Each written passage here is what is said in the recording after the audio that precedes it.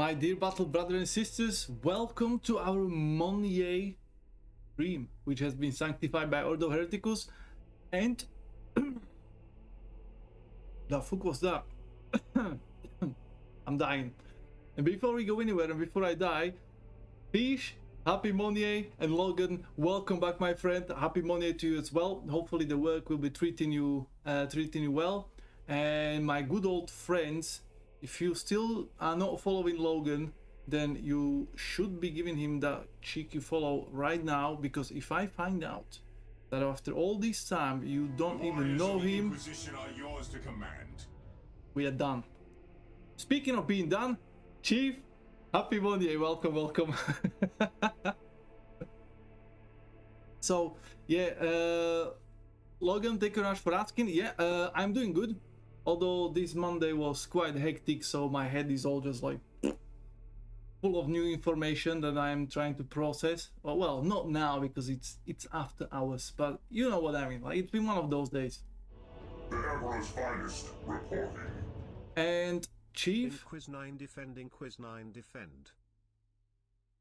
Oh shit, Chief!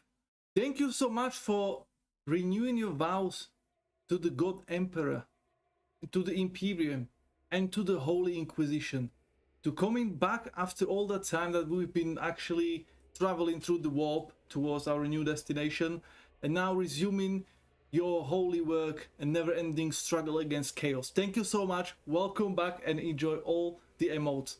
And speaking of emotes, by the way, guys, there need to be more emotes, because the other day when I was fiddling about with the stream, I found out that they actually increased the size of actual emotes that we can have. So I need to come up with more. So more coming up soon, trademark, at some point. So Logan, what's cooking good looking? Come on, give us some good news. What game are you playing right now? And is it any good? Carlos, HM, try HMI. That's the one for the HM with the hat. So yeah, there you go. I actually added the same name of the emote on the Discord. Oh wait, so do you need actually to use the capital H? Oh, that's so stupid.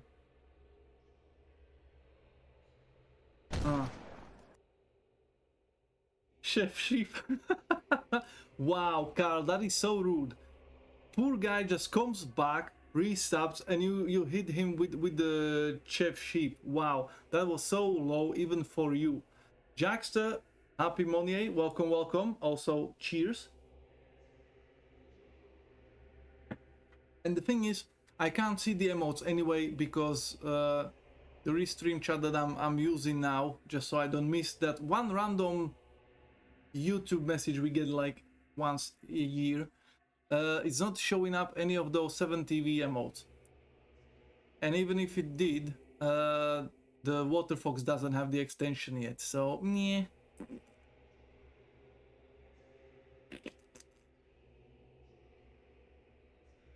Anyway, I just have to improvise. Wow, 131 blams already. Chief, you're doing Emperor's work. Thank you so much.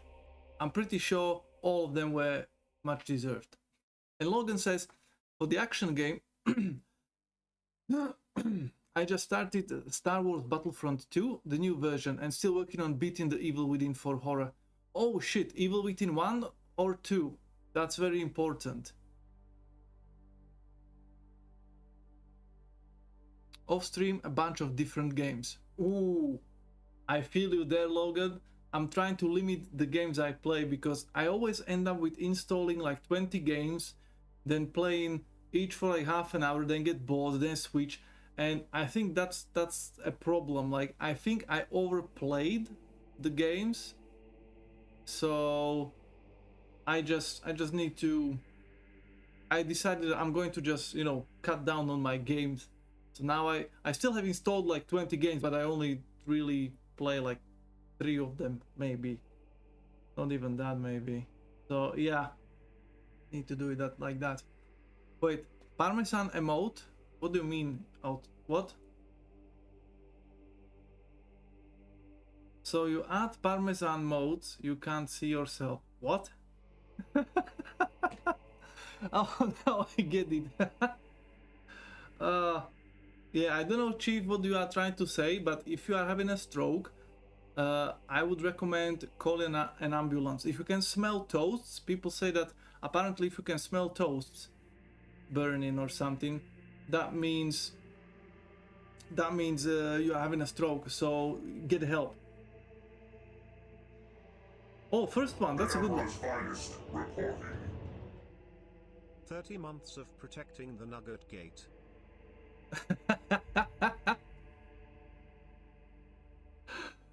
Hellblader, thank you so much for coming back with the vengeance, renewing your vows to the God Emperor, kneeling in front of the Golden Throne, pledging your soul and sword once again to protect your Nugget Gate from all the attacks. Thank you so much, welcome back, and also thank you so actually throwing in a HOIP level. So there we go. Thank you, welcome back. How's it going, by the way? You lazy bastard, not doing anything today. Ingeras! How you been? Long time no see. I'm so glad to see you back here, because, you know, I was thinking like how many faces I will see after those 2.5 months of not streaming, so I'm really glad you came back. Hopefully coming with the good news. Good relaxing. Hellblader, you've been relaxing the other day as well, so are you slacking? I was just starting to slack. How about working until like 3 AM and then having a workout, or you know, like something like, how? Like, come on, stop slacking, dude.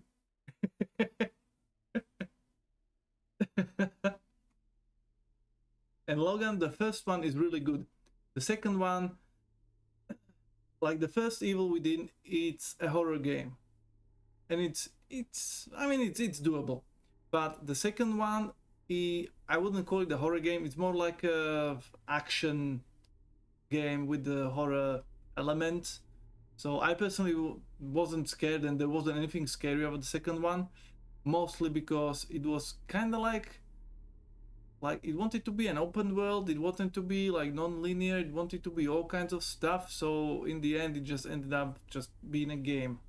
I think with the first game it was much tighter, and the atmosphere and the lack of all kinds of upgrades that you could get, or rather the fact that you could only upgrade a couple of things unless you really like try to farm like crazy and do a new game plus, then that made it, I think, much better experience as a horror game. As a normal game, it was actually good. I wasn't bored, it was interesting, and I would say if you don't mind the change of tone, then play the second game as well. It was an interesting experience. Like, I didn't hate it, and I didn't feel like I wasted my time playing the second one, but it was definitely something completely different.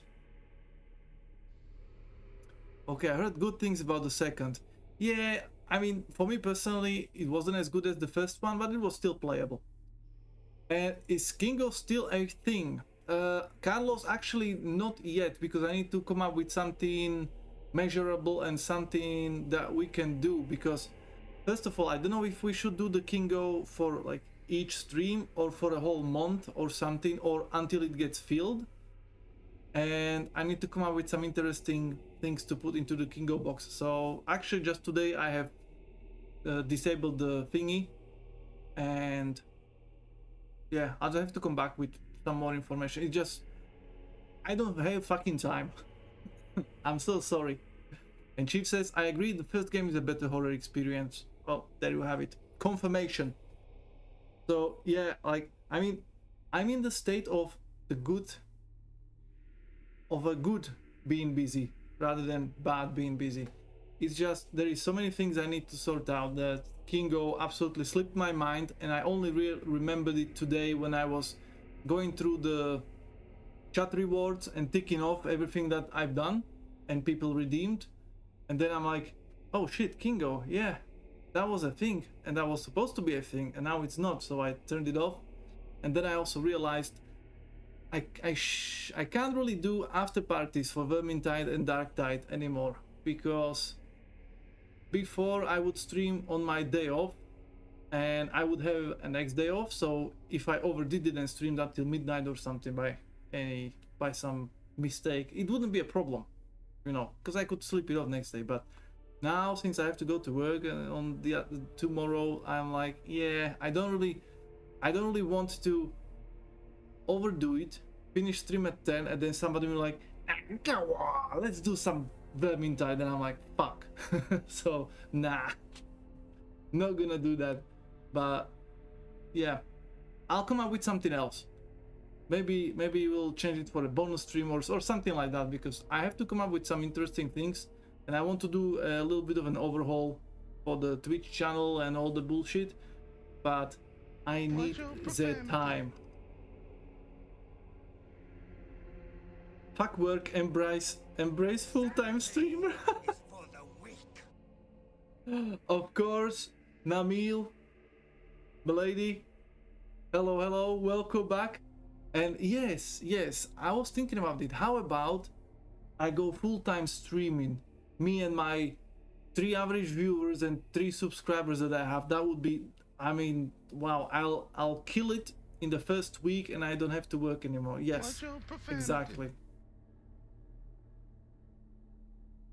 Fuck work is illegal in a lot of countries, to be honest, but you can earn a lot of money if you're good at fucking people for work. Yes, that is correct. Yes. Carlos, you are absolutely correct. That took a turn. Namil, you know where you are. Nothing ever takes turn here. Everything goes where it's supposed to go. You know? Even if it has to go to Hellblader's Nougat Gate, it is what it is. We are not making the rules, we are just abiding them, you know? Hate the game, not the players. Fair enough, I should have expected that. There you go. Exactly. Nougat Gate, I dare not ask. Well, I'm pretty sure Hellblader will be more than happy to explain and maybe even expand, so to speak, on it.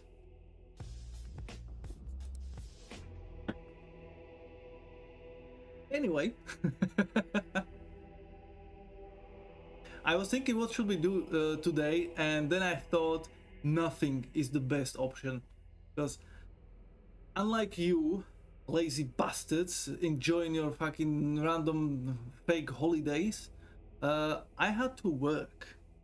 And since I'm in training right now, every Monday we learn new stuff and then we have to apply it for the rest of the week. And today was apparently the hardest part, and it was the most, like, the whole fucking presentation took about 3 hours, and I remembered like half of that shit that I'm supposed to do and know. So I thought I'm not going to play. I wanted to play Vermintide, but we'll leave it for Wednesday. Logan, thank you very much for the lurky. So we leave Vermintide for the Wednesday, because today I won't be able to focus. I thought I just need something where I can be brain dead and just focus on a chat. So I thought, let's continue with Diablo. Because I finally got to the, well, not the end game, but to the part where I can start doing the end game build. And I chose a brain dead Torn damage barbarian build, so I can just walk around, the enemies will be mostly killing themselves, and I can just, you know, I can just be on autopilot. And I think that's a perfect build for me. So we'll try it, we'll see how it goes. But there is also a big question. If you've noticed on the Discord, I had this idea that once a month we could be doing a little bit of a get together, like a gaming. So I gave you the option to go for a Thursday, and from what I can see now, there are actually 3 people voting for Thursday. Well, kinda 2, because Carl went for each of those days. So I'm thinking we'll be moving our Wednesday streams to Thursday.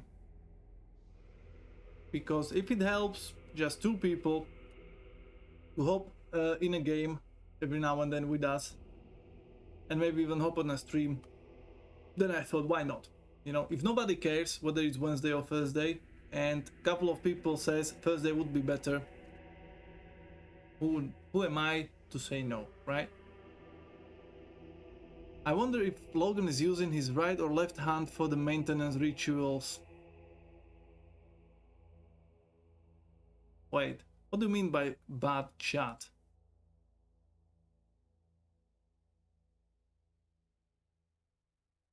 Rolled up newspaper? What? Namil, are you going to snort some drugs through the rolled newspaper, you know? Like create a little tube and then go like... And also, what the hell are you snorting if you need a fucking newspaper roll? Like normally people use like those banknotes or some small ones, you know, like... If you need a rolled paper, I don't even want to know, to be fair. I don't even want to know. And Hellblader says, since my work schedule is always different, voting doesn't make sense for me. That's what I meant, Hellblader. Like, there are people who are at home every day at that time, and they can make it at any day. And then there are people like you or Carl, or like I was before, where you can't really dedicate one day. So it's every day it's going to be random no matter what. So yeah, people like that, yeah, it doesn't matter. So that makes sense. But that was more aiming for those people who actually can do it regularly, and therefore, you know, shift it towards them, because everybody else either don't care or can't do shit about it anyway. So do I really need to explain slapping someone with a newspaper? Slapping someone with a newspaper? I know you slap flies, cats and dogs with newspaper. So do you have a lot of cats? Do you have a lot of dogs? Or did you shit yourself and there are flies everywhere in your... Like, I have so many questions.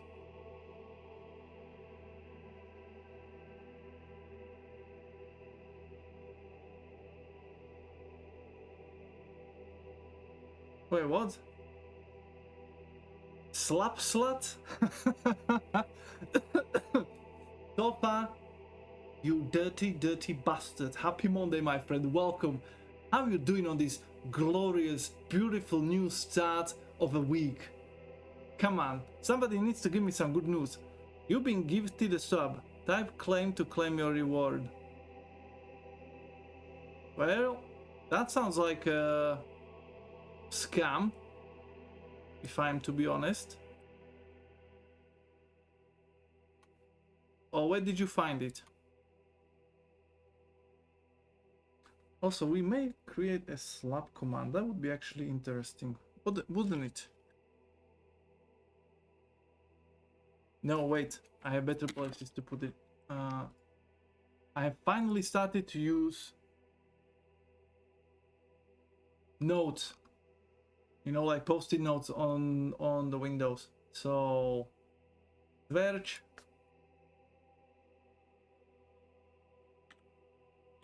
Slap at command.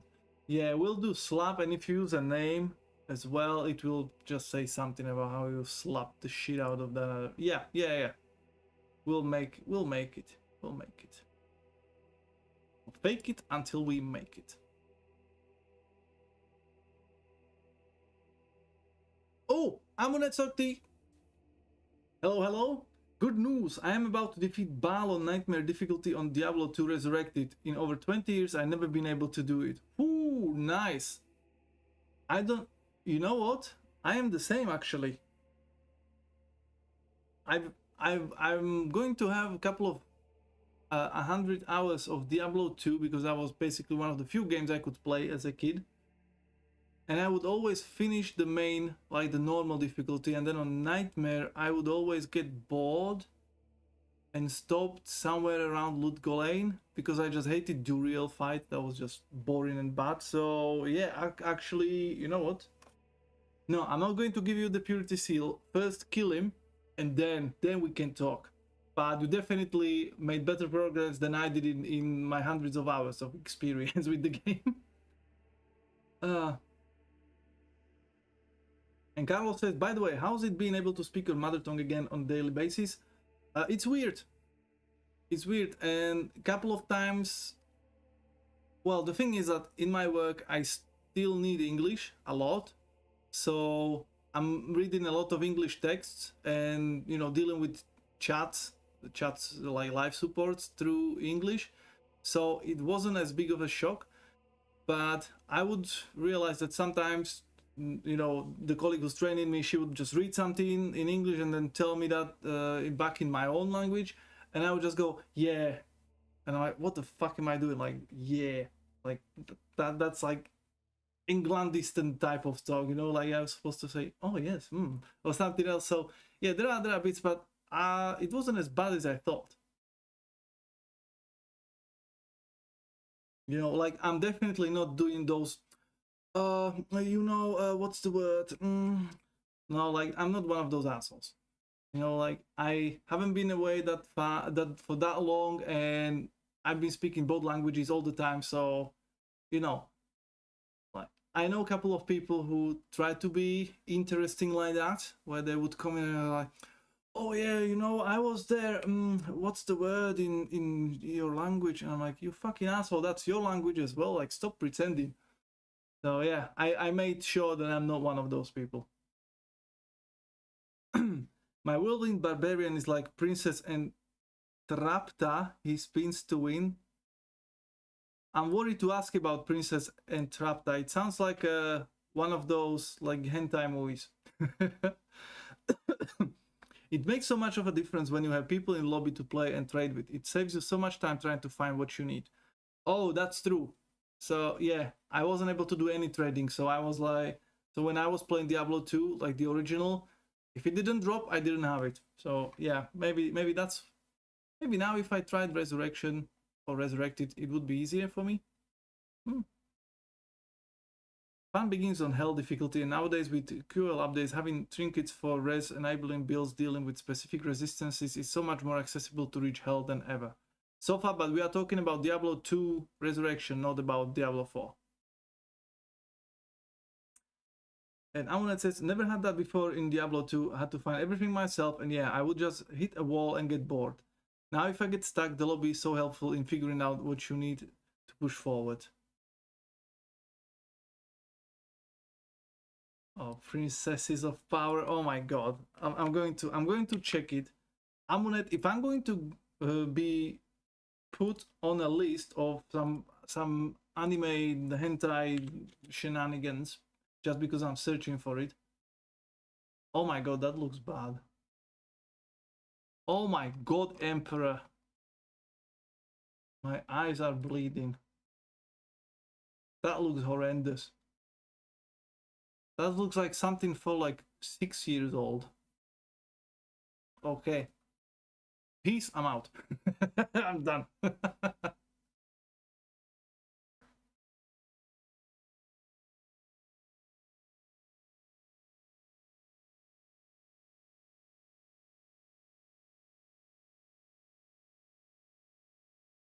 Oh, you're talking also about Diablo 2. Okay, sorry, Sofa. Sorry that I do apologize that for once in a blue moon you are actually talking to a point and are actually within a reasonable distance of a conversation we are having and actually having a good input, and I assume that it's the usual, you have no idea what you're talking about because your brain is all over the place. I do apologize. My bad. Shera is fucking awesome. Namil, you too? Fucking weeb. Come on. Although, to be fair, I do have some anime to watch myself, so Me calling other people dweebs or weebs.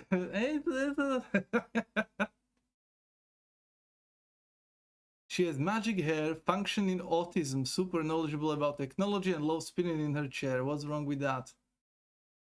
Everything? Magic hair. I'm not even going there. Anyway, what I'm going to be watching.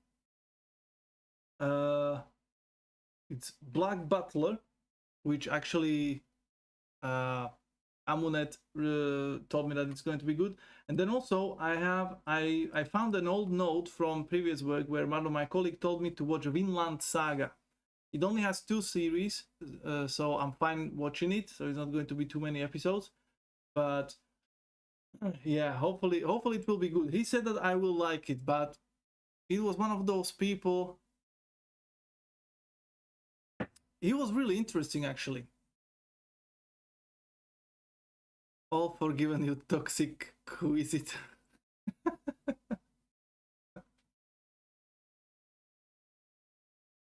My girlfriend just told me that I owed every board game except one. Man, I had no clue. Wow. Ladies and gentlemen, Magical is in the house. The local comedian. Enjoy. Grell Sutcliffe makes me happy and Sebastian is a life goal. Whatever that means. I have no idea. I never heard those names. Unless that's the Black Butler, because I think you said Sebastian was there. Was one of those. Yeah. Anyway, anybody seen the Vinland Saga? Is it any good? Because as I was saying, like my colleague, he was always bluffing. He was always, for some reason, he was always trying to look really smart, like he knows people, you know, like he would look at you and he would always pretend that he knows you and he can tell a lot about you. So when he was like, oh, do you like reading books? I'm like, yes, I do. Oh, you know what you would like? And then he would tell me some name of a random name of a book. And I'm like, yeah, I read that. I didn't like it. Oh, okay. Then you know what you would like? If you didn't like this, you would like this one. And then he told me something else, completely different. Like I don't even know. I'm pretty sure he didn't read like half of those titles he told me. And he did the same with the movies and the video games. He was always like, oh, I know what you would love. Call of Duty 2. And like, or like Modern Warfare or whatever. I'm like, that's absolutely nowhere near what I like to play. Like, so he told me to watch Vinland Saga, that apparently it's going to be amazing and the best, and I will really like it. I know what you would love. Oxygen? Eh?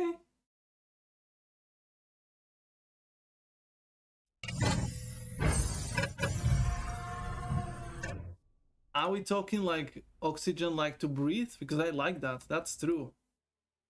Namil, finally somebody who knows me. Yeah. Oxygen not included. That's what I thought at first, that Namil's talking about the game. Can we see the rest of the grill for research purposes? Oh yeah, by the way, that's Veronica. That's my streaming help. So yeah, say hi. Because you know, demo views are needed. So yeah, again, like I was just going through my shit in OBS and I'm like, oh shit, yeah, I actually forgot to put Veronica on. I swear, if the viewer count goes up now, Namil, I don't know. I have no idea because I don't have the view count open anywhere, so I can't tell. But how long have we been streaming? What's the time? 6:30. Okay, so I've been streaming for about half an hour. So if we get more views, then it's working. And who's this fine lady host of yours? Our boy P Nasty coming back. You see, the moment I put some tits on, the P Nasty cannot resist. Welcome, my friend. Happy Monday. And yeah, that's Veronica. She's a co-host. She's been a really big help to this channel. So yeah. So how you been and how are you not streaming? How is it possible? Because you are streaming like 24/7. Every time I randomly turn on Twitch, you are streaming. I don't know how you are doing that. When do you manage to eat, sleep, work, repeat, or whatever? I don't know. Have fun with El Pablo. I'm heading out. Oh yeah, Sofa is going away because he cannot watch me being better at Diablo than he is. Although Sofa has like 1,000 hours in Diablo, I have like 20, and I'm beating the shit out of this game. So yeah, Sofa, have a great time. Thank you not for joining us for today, and see you later. I'm a simple man. I see booba, I click. That's all we need. My dear sir, that's all we need. We always stream at the same time. Not always, because I only stream like twice a week, but you stream at least 5 times a week, if not even more. Which, in other words, I'm fucking jelly, because I would like to stream more. It's just, I don't have time. Ain't nobody got time for that. I got the date for trial right now, planning to buy the game this week. Amunet, don't. You can always try it on game. Get 1 month free. Between 1 and 3 months, you get them for free. And then, oh shit, Legion. Where is the Legion? And then see if you like it. And if you do, then buy it. Because I didn't buy the game. I have it through Game Pass. Because obviously I'm not going to pay Blizzard for something that I had no idea about. Where is the Legion? Eh? There should be a sign somewhere. Am I legally blind? I seriously, what the fuck? This kind of, oh, you can't see it either. What the fuck? What do I have to get closer? Because it usually,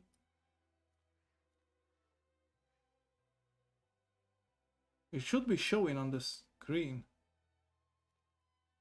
Wait, what kind of world are we? We are in world 3, tier 3, so what?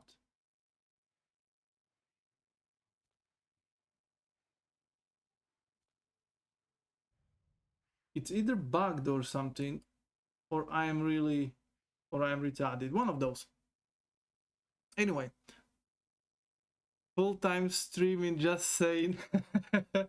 Namil, if streaming could pay for my bills, believe me, I would do it, because it would be just, I mean, I'm pretty sure as time goes by, it would become a job like any other. It's not it.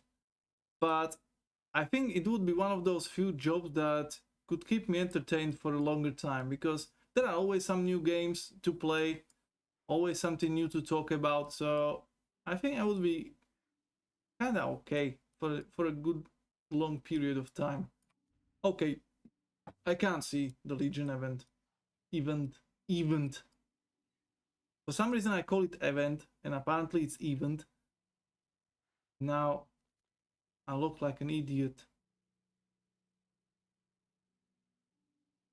Kane, I've been meaning to ask, have you played Baldur's Gate 3 yet? No, I didn't, because I'm just a poor boy from a poor family, and 50 quid for a game is kind of outside of my price range. So I have it in wish list, waiting for it to drop to about like 20 or something, and then I may pick it up. Although I think it was overhyped, because from what I've been hearing, don't get me wrong, apparently it's a really good game, but apparently it's not as cool as people say. You know, it was a little bit overhyped. Like there is not that many options. There is not, you can't really do everything you would like to do and you've been led to believe. But given, and this is kind of a bad thing to say, but given how shit games are these days, I think Baldur's Gate is still amazing.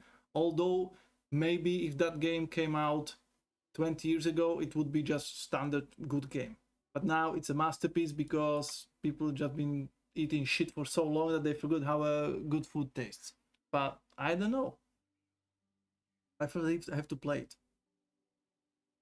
And Amunet says, I played to level 20 on the beta and played to level 20 on this trial. Yes, I like it, I want it, and between DR2 and D4 I'm gonna be very happy. Well, in that case, don't let me tell you anything else, go and buy it. But buy the basic beach version, because the $100 version is basically just giving you virtual shit that doesn't even look good and it's just overpriced. So I would say go for the basic version. Welcome to Blizzard's new EU4 and HOI competitor, D4 map simulator. Wait, what?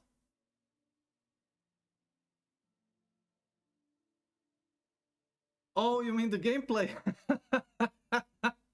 Namil, you know that we are not playing games here. We are just talking and the games are just in the background. So, Pinasti, it's been on your to-do list? Good. So when are you going to play that? Super weird and macabre if you like strange stuff. Eating cheese for so long you forget how much good food tastes like. Sounds like someone's initial prompt for a socioeconomic master's thesis. You know, Amunet, I have my days. I have my moments, sorry, because we all have our days, but I have my moments at points.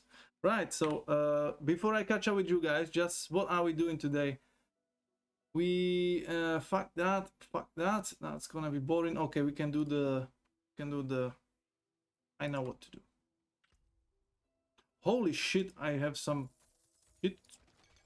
Wow. Okay, I don't even know where I got this from, but never mind if I do. That's a lot of shit.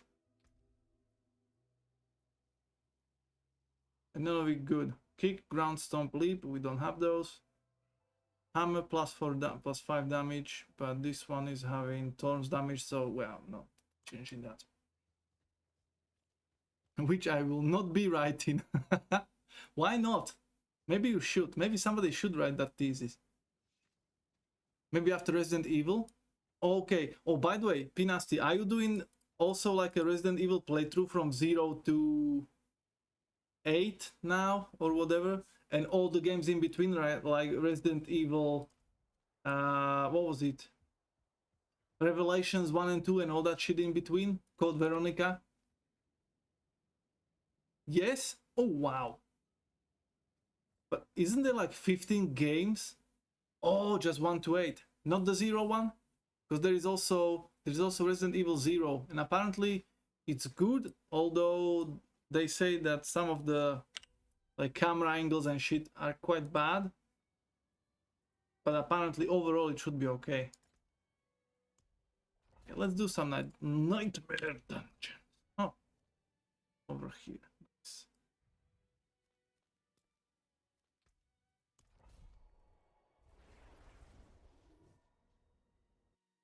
And Amuna says, question of the day answer. I want Path of Exile's many endgame activities without the instant death. If Path of Exiles didn't insta-kill you in the end game, regardless of how much time you put into your build and kept all the events. But what? What do you mean insta-kill you? You, in Path of Exile, when the season's finished, you just are relegated to standard like in Diablo and pretty much any other ARPG. So I'm kind of confusion. But I agree that these endgame activities are what's keeping me going back. Because I've been thinking about Diablo 4, like right now I'm having fun because I'm just ticking the boxes, you know? Like I'm literally just ticking the boxes, like, oh, finish this, finish that, you know, have a green tick over here, collect this, collect that bullshit, but it's every season is the same. Like in Diablo, I did a little bit of previous season, now I do this one, and it's the same game, same shit, over and over, and there is only a little bit of new story, like a couple of story missions, and then nothing else. So I am kind of like, yeah, like maybe I would be entertained for one more season, but then I would get bored and never come back. But in Path of Exile, if you get bored of bosses and the usual ARPG crap, then you can just do heists, you can do delves, you can do, what was the other thing? You can do Bliach. And there is maybe, I think there are like 5 or 6 things that you can actually do. And each of them can give you items and everything. So it's literally like choose your own end game. And you can switch it up every season. I mean, you have this super powerful build in Path of Exile and mobs melt. But when you hit this one pack that just insta-kills you and you spend the next 30 minutes trying to figure out how the heck it happened. Yes, the post-death screen. Yes, exactly. That was pissing me off so much. Like, in here, for instance, you don't have those. Like in Path of Exile, yeah, you can get the random, like, yeah, you can get the random enemy that just insta kills you and you have no idea why, or some of the bosses. So that's something that should be definitely, what are these? That's something that definitely needs to be looked at, and I'm hoping that Path of Exile 2 will have that. Compared to where I am from, Shit, wait, what? this is easy. Wait, oh shit, my sound died. Right. Oh, Daniela. Happy Monday, my friend. Welcome, welcome. And thank you for much for joining the best Imperial Guardsman regiment on this side of the galaxy. You have been relegated to the Katakan Devils, which means you are going to be one of the most toughest motherfuckers that we have. You will be sent to the toughest missions where everybody else would die. You will relish or die. Depends on how good of a training you get. Thank you so much for the follow and welcome on board. Just Danny? Seriously? No Danny Laya or something like that? No? Okay, I mean, it's your nick. I'll go for Danny, but I don't think I ever seen you. I never seen you being called by any names on the Discord, so I had no idea which one it is. I'll enjoy see you die. What? Really selling the membership? Well, Namil, that's the beauty of the Imperial Guards, right? Like, if you survive 15 minutes, you are considered veteran and very lucky and absolute badass. So, I mean, you know how they say your 15 minutes of fame? Well, here is your 15 minutes of life. What's better, you tell me? So people usually call me Danny, or is that Danny?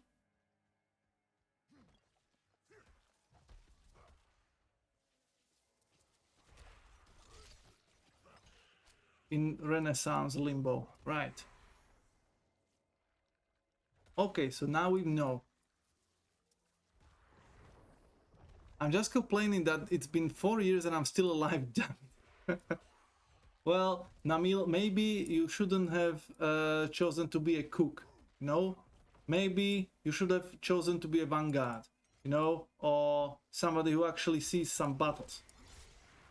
Just saying, you know? Just saying. Cooks? Not much chance to see a battlefield. And have a chance to die for the Emperor. Just saying, okay? Just saying. Oh shit, we had a greed shrine and I didn't. Never mind then. Sounds same. Just start the nickname. Start. Alright. Makes sense. Do a better job. I'll call you Peter. Carl. And what shall we call you? Giselda. No, there was... Wait, there was this German name. Was it Gisela or Giselle or something like that? Magic Bob. Actually, in my previous work, there was a lot of phone calls being made, and people had to ask like for the name of whoever, you know, was on the line.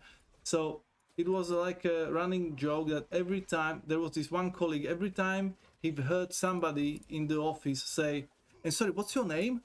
He would always just, not even blinking, he would just say, "Bob." And then other people started to do the same, I noticed. So, wait, I can't move. Oh. Oh shit, I'm stuck in the door frame. Wow. 10 out of 10. Would Diablo again. So yeah, it kind of became like a meme. So from now on, whenever I see somebody called Bob, I can't really take them seriously. I can't take that dude seriously, because if somebody tells me I'm called Bob, I'm like, yeah, of course you are. Is it Gisela? Heinz, Erhard, and Elfried. Maybe I'm... And who was the main characters in the Legend of the Nibelungs? Or the Treasure of the Nibelungs or something like that? Because those two names were also kind of interesting.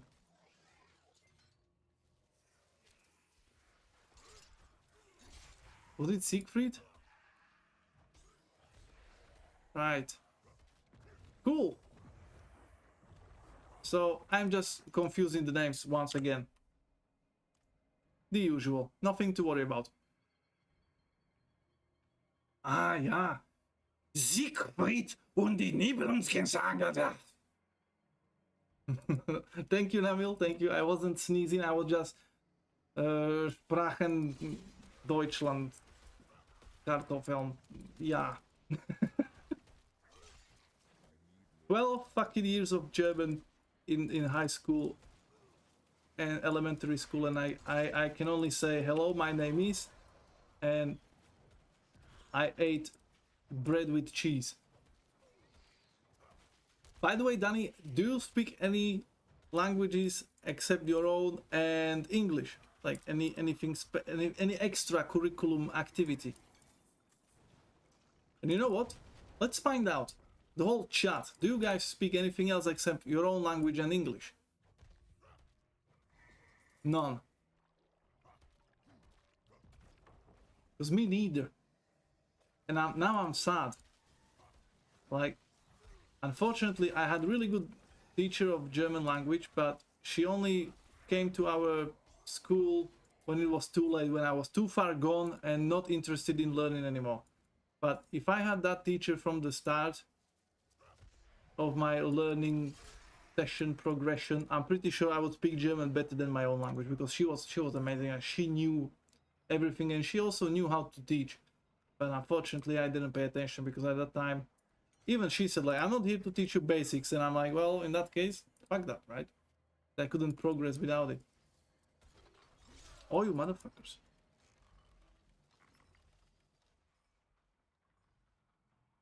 So Danny says, I tried for Spanish for a while, but it's too hard.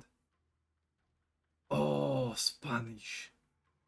If you actually learn Spanish or Italian, you could understand each other, apparently. Because I spoken with the Spanish girl, and she said that she can understand Italians and a little bit of Portuguese. Like, if people speak Portuguese, she with her Spanish would kind of get the gist of what they are talking about. So I would say, yeah, go for Spanish if you can, and you can, that'll sort you out for like 3 languages. Dinner time. Okay, Carlos. Bon appetit.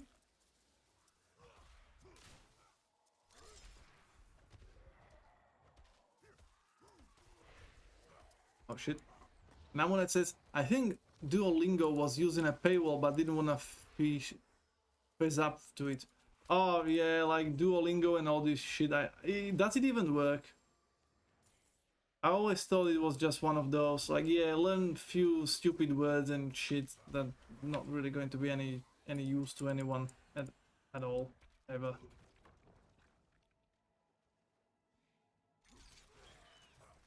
And Amil says, I did study Spanish and Italian, but forgot it all. Wow.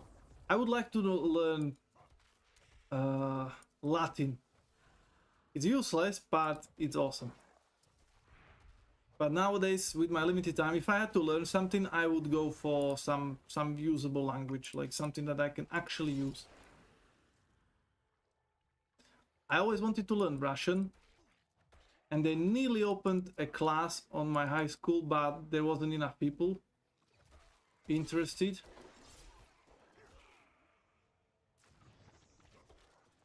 So I ended up with, yeah, never learning.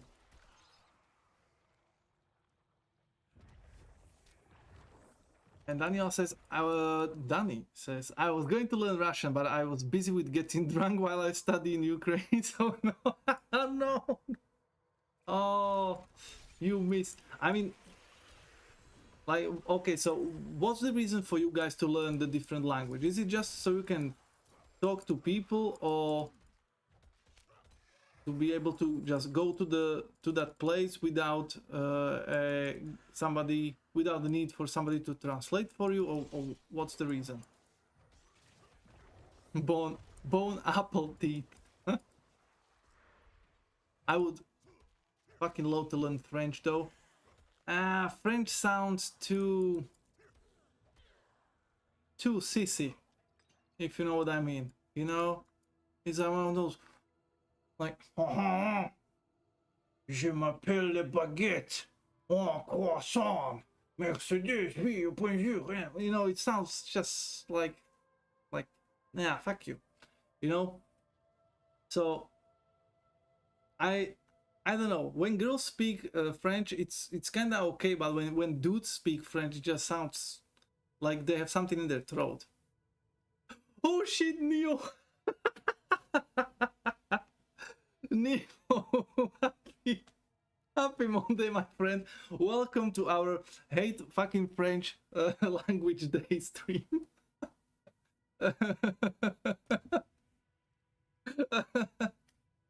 Okay, just to make sure, I don't hate French language, I just don't want to speak it. It just sounds weird, you know. It's like Germans always sounds angry. French to me. Oh, I need this one. French to me sounds like, I don't know, like somebody is very posh, very up nose, and be like, you know.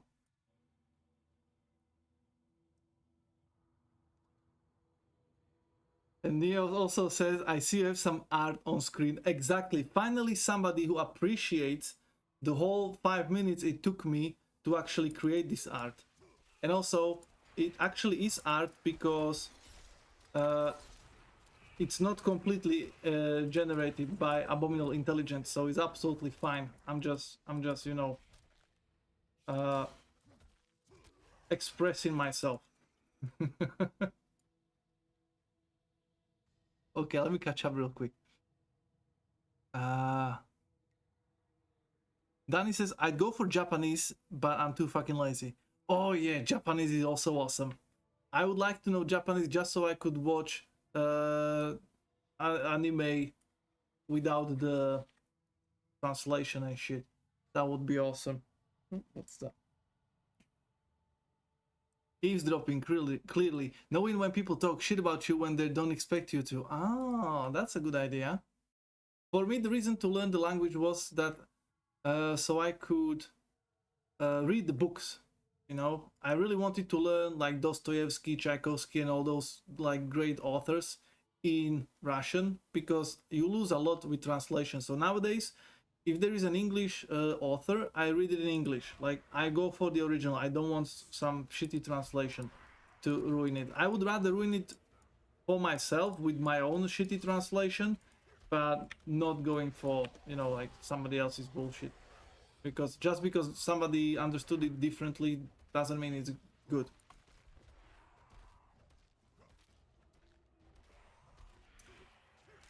Busted. This is why you are my guy. That's how French sound, really. It's true, though. Wait, you mean the girl on the left by art? Oh, Danny, yes, apparently. That's my co-streamer, Veronica. And she is she's very artistic, as you can see.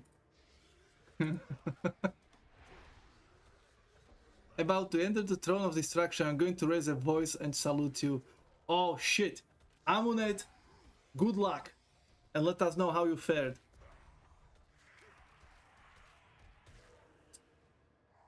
And also, speaking of how the languages sound, I would also like to learn Japanese because it sounds awesome. I don't know if it's just me, but the Japanese just sounds so fucking manly. You know? Looks like she's got big personalities. Elhantira, lady. Hello, hello, welcome. And yes, I see the Monday break time didn't do anything to your eyesight. Yes, exactly. Oh yes, Japanese sounds very, very manly. Well, okay. Let me be clear here, okay? I'm not talking about those fucking pedophile thingy with those small girls, you know, like what's it like?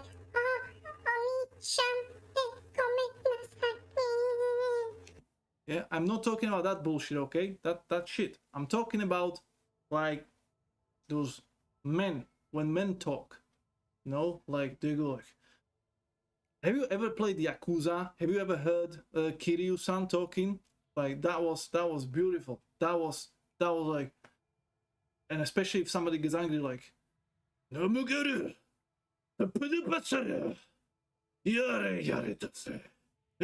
just has those balls, you know. You can feel that energy, that power, you know, in there. So Japanese, yes, it just sounds awesome. So that would be the main reason for me personally to actually learn Japanese, because it really gives you that gravel that you don't have in many other languages, you know. Like even sometimes, I don't know if it's just a bad translation, but I've been watching some animes in the past, and even if they were not being angry, it just sounded like they were just shouting. But it was cool. I really like it. So if I could, yeah, I would learn Japanese, Russian, Spanish, just because then I could talk to Italians as well as Portuguese people. And well, obviously German would be awesome to know, because that would be, because I have the basics of German, so just, you know, build on that. And I think that's it. Yeah. German, Spanish, Japanese, Russian. And as a bonus, I would go for Latin. Finnish? What? Oni-chan means brother? I think so. I know that chan is like how close you are to that person, and Oni would be brother, or Oni-chan is like dear brother or something. I don't know. Finnish. What? Nah.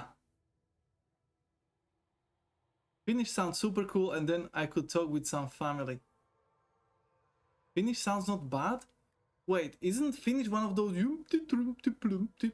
kind of languages?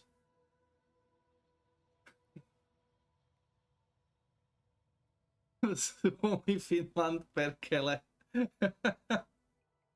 I know Perkele because that sounds like Hungarian, and that's hell. I think it's hell. I think that's Dutch. No. Dutch, and seriously, if Voltmeister comes in after I say this, I'll finish the stream, because I already pissed off Neo.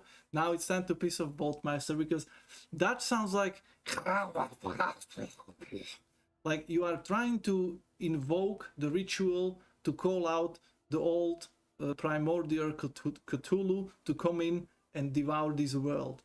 So yeah, it has a lot of kind of words, and it's just weird. But either Swedish or maybe it was Danish. Maybe it was Danish, that Umti Pumpty.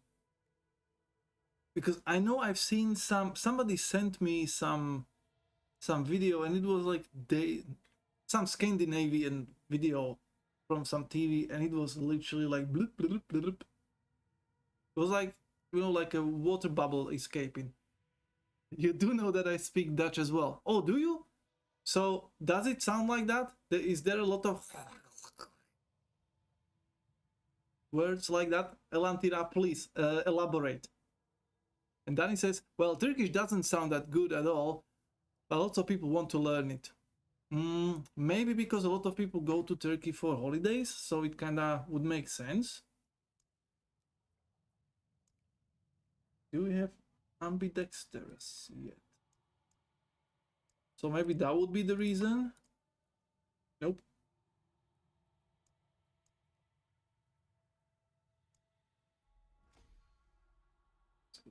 Great. There we go. Perfecto. No? The harsh G sound is from the Netherlands.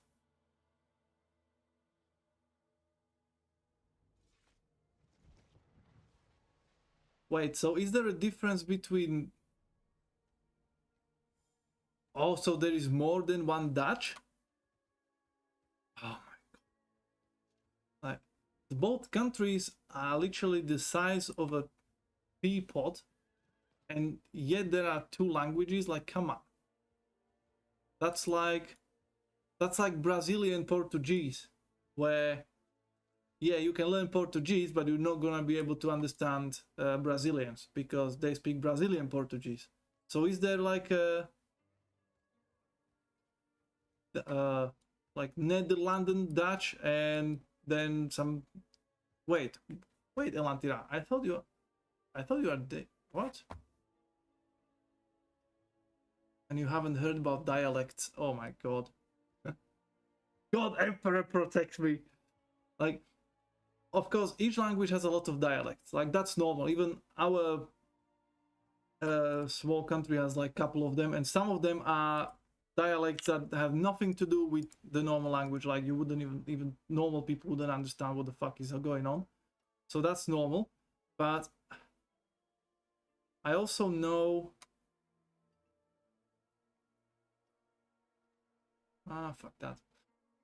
I also know that for instance, in England, and this is true, there is a new dialect or a new kind of dialect every, I think, 20 or 40 miles. I think 40. Every 40 miles, you get a new kind of like localized English. But you can still understand for the most part. Oh, tier 10. I'm not sure I can do tier 10. Level 57, I should be able to do. Oh shit, I need to check the build. Just give me a momento. Paragon board. Number 2. Oh, we're just going up.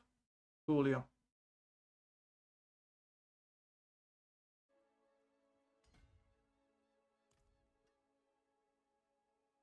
So normal Dutch is way softer. And he says, I don't know, but lots of my friends are literally asking me to teach some Turkish, and I'm always like, why would you even try?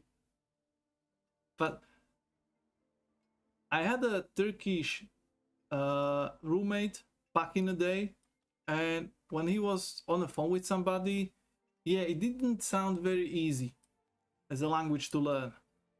But it sounded interesting, you know? It sounded exotic, but not too far away. You know, like, for instance, like when you hear like Pakistanis talking, when I've heard that was like, yeah, you could tell that they're from, like, it's completely different. But with Turkish, it sounds like, oh, this is different, but it doesn't sound like too bad, if you know what I mean. Like, it doesn't sound like it's impossible to pronounce or impossible to learn. So maybe that's the appeal. Even Turkish people cannot pronounce good, for fuck's sake. It's just too hard to learn. Wow. Maybe everybody thinks that their language... Is there anybody who thinks that your language is actually easy to learn? Because so far, I thought my language is fucking insane to learn, because there is so many stupid rules and idiotic things you have to, you know, keep in mind. And then, but then again, everybody else I speak to, everybody always tells me, no, like, yeah, my language is fucking shit. Like, I don't even, nobody should speak that language. And Elantria said, oh, dialects, and we're going one town over, it's a different dialect. Yeah, Elantria, that sounds like England. Like, you go from Leeds to Birmingham and it's completely different world. So I kinda get what you mean. Wait, why is this bastard already half dead? What?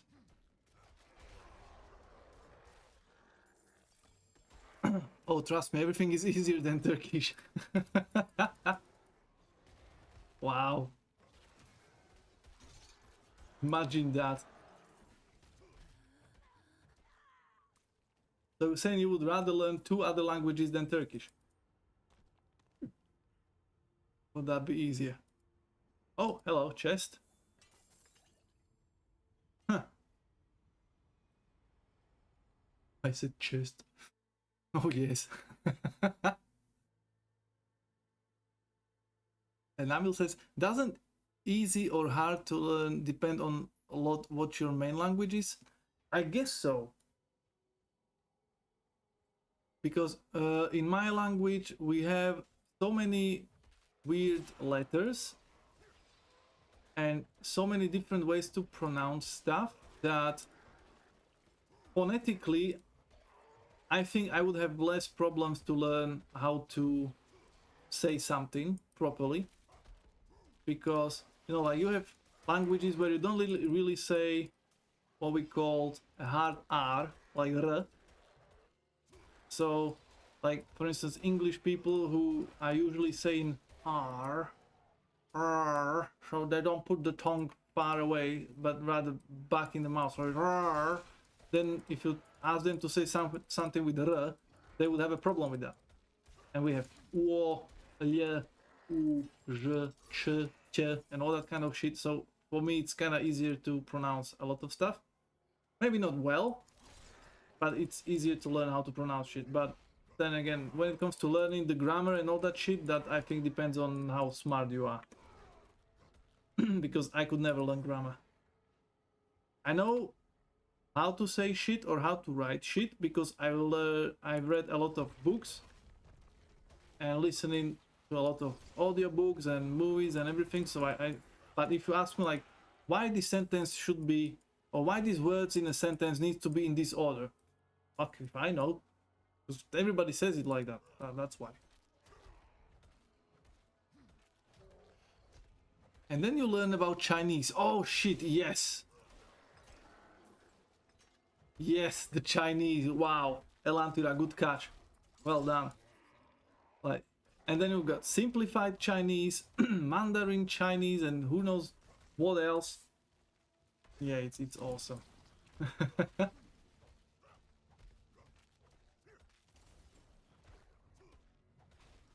Animus caviar, okay. Oh shit, we are collecting animals again. Meh. Where the words are the same and changing the volume or intonation makes the word have a different meaning. Yeah, that would be a bitch to learn. Is it true that even like a lot of Chinese people don't even know how to properly speak Chinese? They just know the basics and go with that? Because I've heard that somewhere on the interwebs at some point, but then again, I never had anybody say it's true or it isn't true. You also got traditional English UK and simplified English US. Or, as I call it, American English is a peasant's English, you know, like a field worker's English, you know, like, all right, my son, come here, yeah, you know, that kind of English. And then you have this beautiful, beautiful posh British English, you know, like, oh dear, dear, would you like a scone with a cup of tea, my darling? Oh, please, madam. You know, like, or at least you think that it's like that until you go to a fucking West Yorkshire, where everybody is like, you fucking what, mate? I fucking rob you, man. I'm like, excuse me, I thought I'm in England. Of course you're in England, you fucking cool. What do you think? And they're like what? So yeah, you think you know English until you actually go to England and find out that you don't know shit.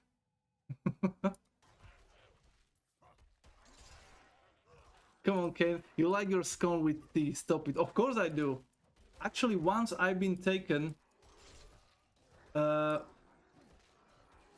a really lovely little tea shop in Liverpool, owned by two elderly sisters. It was so horrendous a place that it was beautiful. It was full of like those horrendous little dolls and all kinds of shit that old ladies like to collect. And all the tables and all the chairs had those little knitted little like fuck, what's the word? Little tablecloths and shit. It was horrendous, but they were so nice, those ladies, and the tea was really strong, and the scones were fresh, and the cream was it was amazing. Like seriously, it was one of the best things in my life. So yes, scone with tea anytime, please. Blocks. It was amazing. Fucking Irish accent though, that can make my knees weak. Oh yeah. Although I would like to learn the accents, I could never learn to do like proper English accent or Scottish or the Irish. It's just too hard, because there are those little nuances that you need to catch, and it just needs to be a second nature, you know, to speak it. I can't really force it. Although back in the day I was getting into West Yorkshire accent, but then I realized if I actually go there and learn how to speak it and turn into proper Yorkshirean, then I would be fucked for life, because nobody would understand. Because in Europe, what we are learning is what I call European English. You know, like we listen to those couple of those BBC tapes where everybody has this beautiful middle-class accent, like those BBC moderators. So everything is beautiful and clean. And if I, you know, that's what people learn. And if I actually learned West Yorkshire, I would be fucked, mate. Just saying. Oh, you did it! I'm on it. First of all, congratulations, and also please accept a purity seal of approval for defeating the nightmare evil. You can wear it here, on your eye, on your hat, on your ass, on your arm, wherever you choose. Just wear it with pride, because you did it. Well done, my friend. Well done. I'm proud of you. Yep. I'm so bad with accents, to be honest. Can't even do it in Turkish. But at least you can tell the difference, because like I remember that before I couldn't tell the difference between like British English, American English, and Australian English. Like I seriously, I couldn't tell the difference. Like to me it all sounded the same. Then later on I picked up on American English, so I only couldn't differentiate between Australian and British English. And now after all the years, I'm like, was I fucking retarded? Like they are so obviously different, the British and the Australian, but I couldn't see it. And the same goes for what's it called, Chinese and Japanese. Like, I couldn't tell the fucking difference. To me it was the same, and only after watching a couple of animes and then watching what was it about the Chinese master Pi Life of Life of Pi was different. That Chinese master who also trained Bruce Lee, Ip Man. And then when I was watching Ip Man, I'm like, oh shit, it really does sound different from Japanese. So I've learned to differentiate those. So now the only thing I cannot differentiate anymore, I'm guessing what I couldn't differentiate would be Scandinavian languages, like Iceland, Swedish, like Finnish, like or whatever. I think that would sound the same to me until I would see the difference and learn it. And also Arabic languages, because apparently each country has their own version of Arabic language. So I had a high school classmate who went to a university, learned Arabic just to find out that actually it was pointless, because they were taught some kind of like official Arabic, which is an Arabic that nobody uses. Like, not a single country uses that kind of Arabic language. So then if she wanted to be like a professional translator. So if she wanted to translate like Pakistani, she had to go to Pakistan for a couple of years to learn their version of Arabic.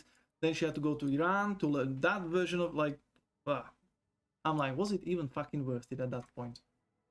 So yeah, like, I wouldn't be able to tell the difference between those languages either.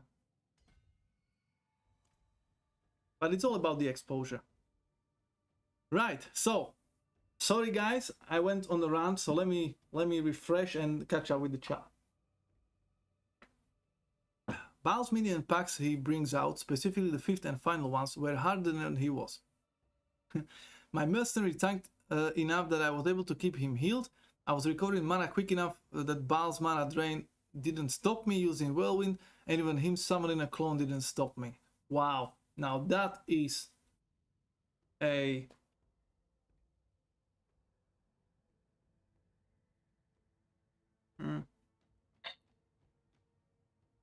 feat. Yes, a feat. Sorry, I brain farted a little bit. Yes. This is what I was worried. Like, I leave, I stop speaking English, and the words will start, you know, escaping.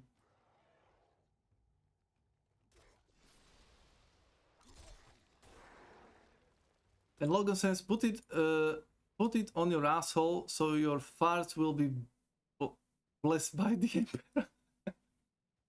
I mean, you could do that in theory.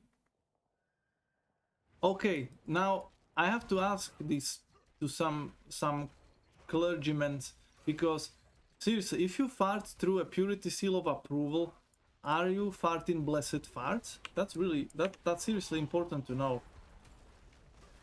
That may be one of the most important questions nobody ever asked.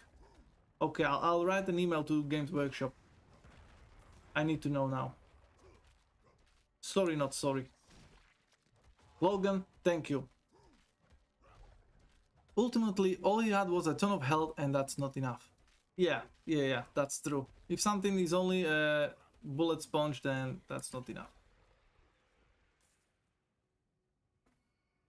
If you want to tell the Australians apart, look for the vertical stripes they wear. Of course, Igorad, of course. I'm gonna put it on a big brand new leather jacket once I get it. For real, if you have such a badge, you can mail me. I will proudly wear it. Ah. Fuck. Now that is a... Oh my god, Emperor.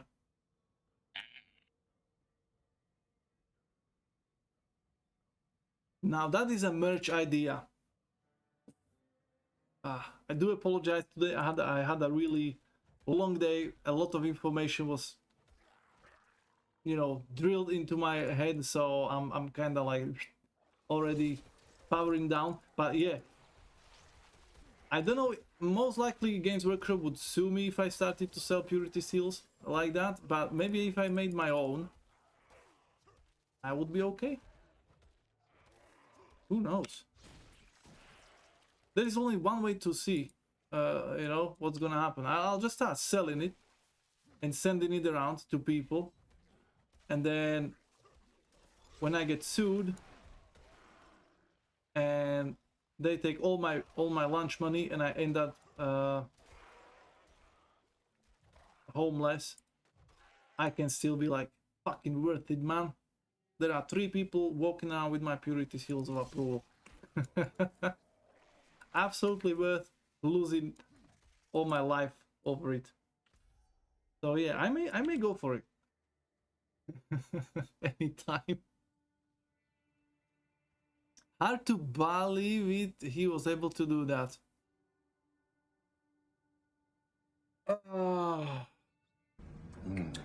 That's a 10.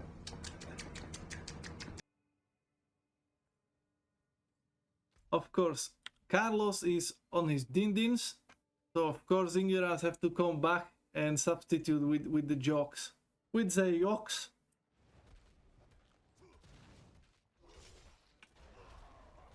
Now the real fun begins. I have to go on the Nightmare Cow level. Oh, I never have been there. I never went that far. I did it on normal, but I didn't manage to get that far as Nightmare, so hopefully it will be more fun than the normal. Where's the cow level in Diablo 4? I don't even know if it is here. I think there was one in Diablo 3, but I'm not too sure, to be fair. Is there even a cow level? They'll better add one. Darn it. Darn it. Let me quickly check the noosphere.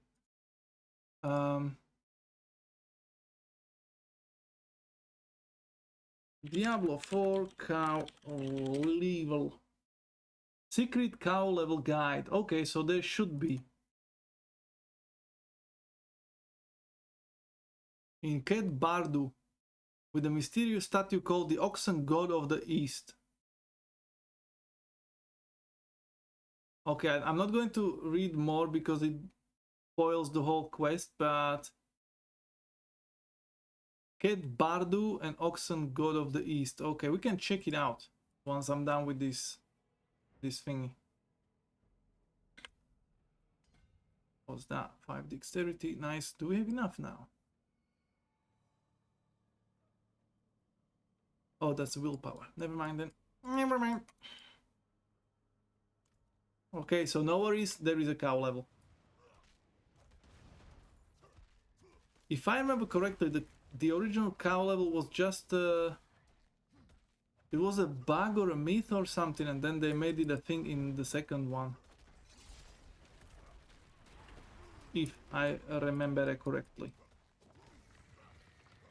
Because the thing is, maybe it's the old man's dementia, but I'm starting to remember things that never happened. Or I'm like, I feel like something happened, or I read something, or I spoke about something with somebody, and that's where I got the information from, just to find out I didn't. So yeah, I'm kind of getting worried, because I don't think I'm that old. But who knows? Wait, what's that? Oh, hello. But maybe I am. Who knows? Maybe it's the modern way of living. Constantly straining your brain for information. Not having the time to just chill the fuck out, man. Who knows? But even Namil says it rings a bell, so there we go. And also, remember, ringing a bell, it's not the same as ringing the bell end. Very, very different things. So be careful, guys. Be careful. The fuck am I supposed to go? Ah, over there.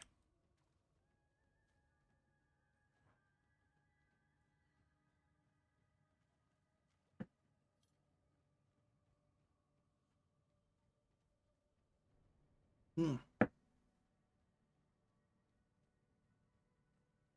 By the way, guys, in your place, do they also move the days off into Monday or Friday?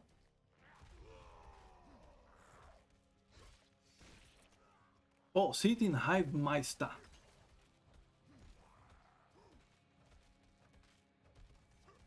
Well, I'm looking forward to this Nightmare cow level run. I need runes and gems really bad to upgrade Unix, and cow level are super good about dropping those. Yeah. If they kept it like that. Unless they changed it, but I'm pretty sure they left it as it was. It was one of the cool features. Oh, there you go. Easy.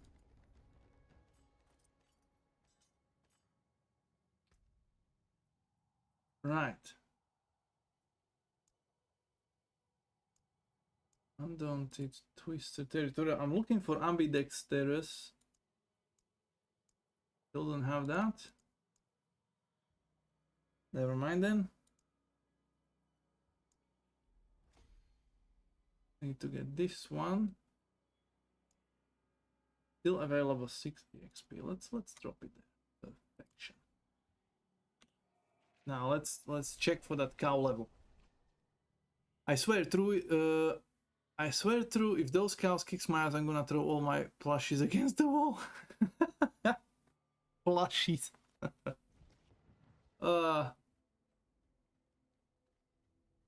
I'm laughing, but today I was throwing shit on the wall. Well, not shit, but the little rubber band. There is no cow level. Oh, come on, Elantira. Don't be like that. Don't be a naysayer, okay? Where is Cat Bardun? Cat Bardin. Here.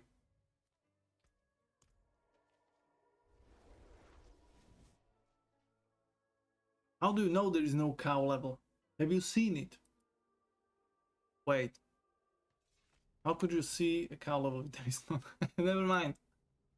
I'm gonna check for it.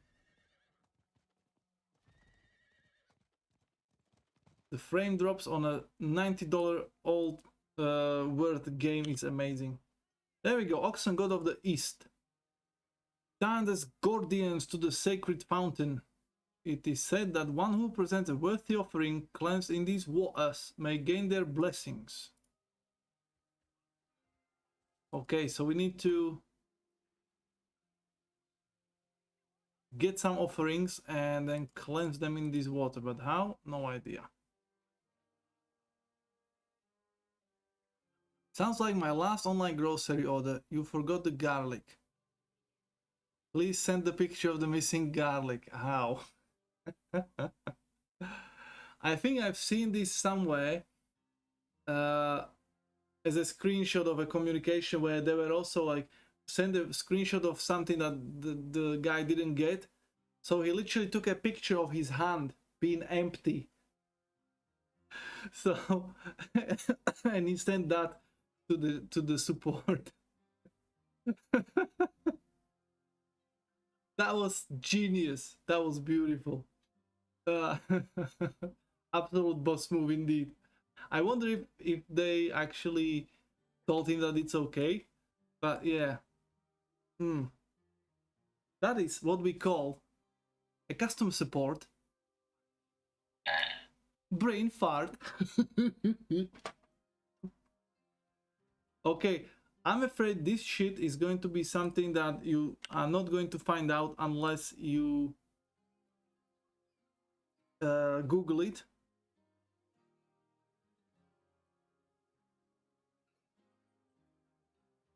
Or unless you drop it randomly, because it literally says just one who presents a worthy offering cleansing this water. Where am I supposed to find it? Even if it was just in this area, well, where is it? No clue. This place looks like a place where there should be a little shrine that I'm still missing a lot of those.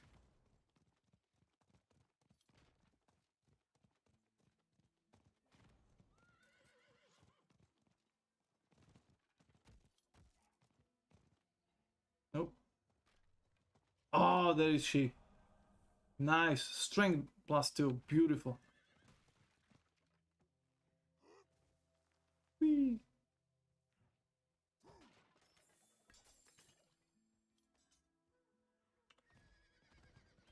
I was so correct. Beautiful.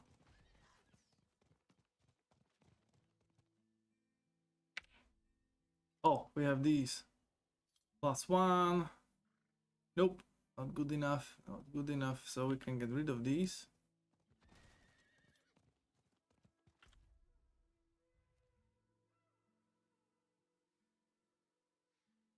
And we can still do a couple of these.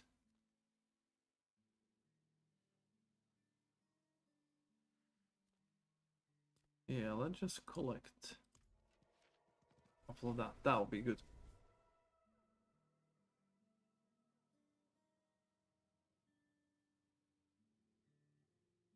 Better yet, stack up all the wares on the counter and let them figure out that it's missing. The evil master plan is forming.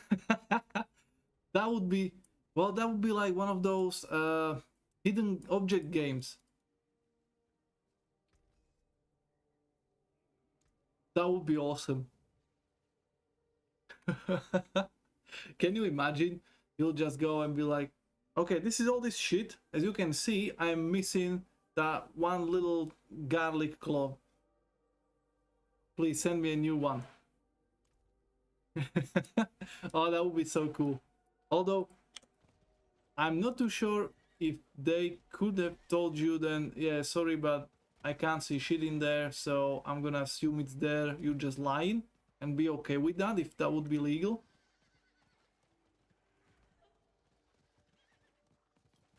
Or if they would have to actually work for it.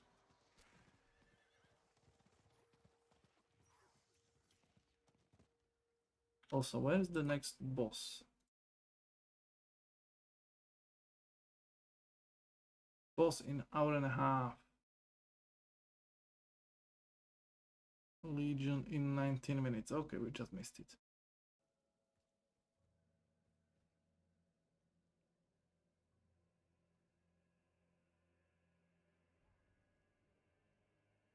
And 4 rejuvenation potion of first terrorized cowpack. Well, told you. Be careful out there. Can you actually go back to the cow level, or is it just one and done deal? Isn't it one of those that if you die there, it gets closed or something like that? Like it stays open only until you die, or I don't know. I don't remember. I don't remember. Oh, return bloodstone to the pedestal. Okay, that's an easy one because we can just run around not doing shit.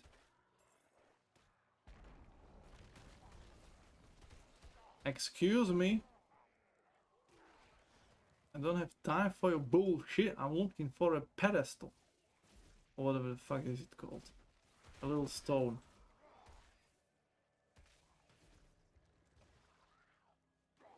Okay, I'm afraid I'll have to deal with all these assholes. There you go. Thank you. Although, if I killed these guys... Oh, no, not on this level. Okay. I forgot. If I do Nightmare Dungeon, that's where I can drop the glyphs. On the normal ones, I can just walk around. It's fine. Because they don't give me much EXP, I think, and... it's just too much. Amulet has beef with the cows now. And Ingera says, the cow is one you can really milk for XP. Oh my... why did I think for a moment that you are actually saying something... okay, you got me. You got me. You fooled me once, Ingeras. Shame on me. but it's not gonna happen again. Okay, not gonna happen again. I'm going to maybe pre-read and make sure to react appropriately, because this is getting out of hand. You know, this is slowly turning into some real bullshit, man. Bonk.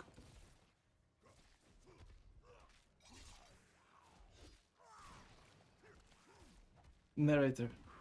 Kane will fall for it again. No, never again.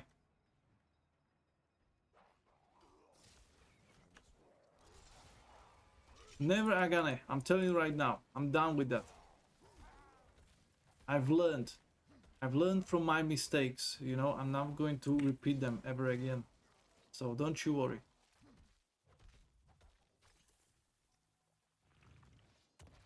Fuck's sake. Oh, we got the smoldering thingy. Nice. That's the last one.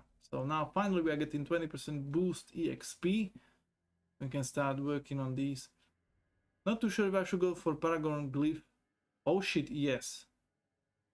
We'll go for that, then for that. Then this one, and I don't give a fuck about the obols, so that will be, if I even get that far. Because obviously, as every modern game, this game has to have a fucking battle pass. So I'm only getting the freebies. But usually with the freebies, you only need to get to like level 70 or 80, then you get all the freebies. 78 gives you the player title, and then there is nothing really, just these for some extra EXP drops and shit. So last season it was up to level 85, but there was 100 levels. Now there is only 90 levels. And if you are a free loser user, then 78 is just enough if you really want. And if you can't be asked, 75, it's good enough. Because then you get the last part of your free this thingy,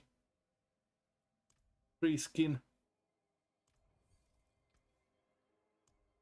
But compared to Path of Exile, at least you can get it.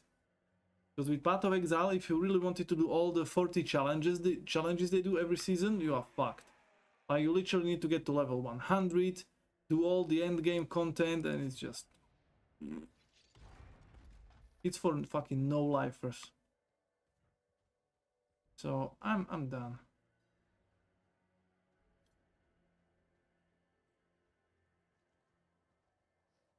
Oops. Wrong place.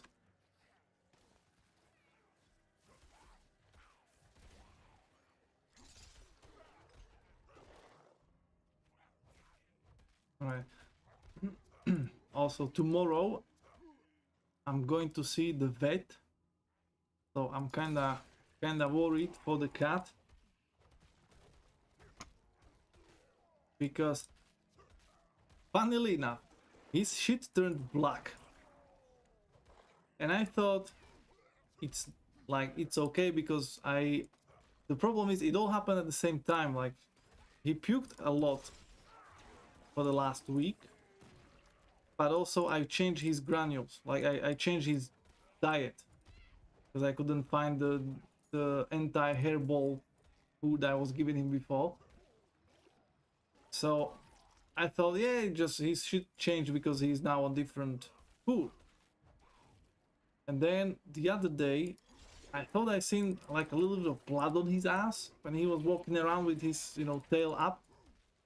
So then I, just in case, I googled it, and maybe I shouldn't, because from what I've seen, black cat shit means internal bleeding, and it could be anything from lack of some vitamins or something up until cancer. So obviously, as any normal human being, I immediately knew most likely it's cancer. So I called the vet today. Tomorrow we go in for a checkup. I don't know what they are going to do, but I'm hoping it will be all good and I'm just making shit up, because I paid so much money and went through so much stress just to get this little bastard here that I'm not having him die on me literally 2 months later. Like, he has no right. He needs to be here for at least a couple of years so I can get my money back. So I can get my money's worth. So, yeah. Yeah, I'm looking at you, bastard. Scaring the shit out of me. Wait. Oh, fuck, that was not the end of the dungeon. Never mind. So, tomorrow, big day, and he's going to be also pissed off because he hates traveling. And now I'm going to put him into the travel bag again. And I think he... Well, he doesn't really have a PTSD, as per se. But he's not going to be happy to see the bug again. Because before, every time we went for a walk in a bug, it would be like once every 6 months, something like that.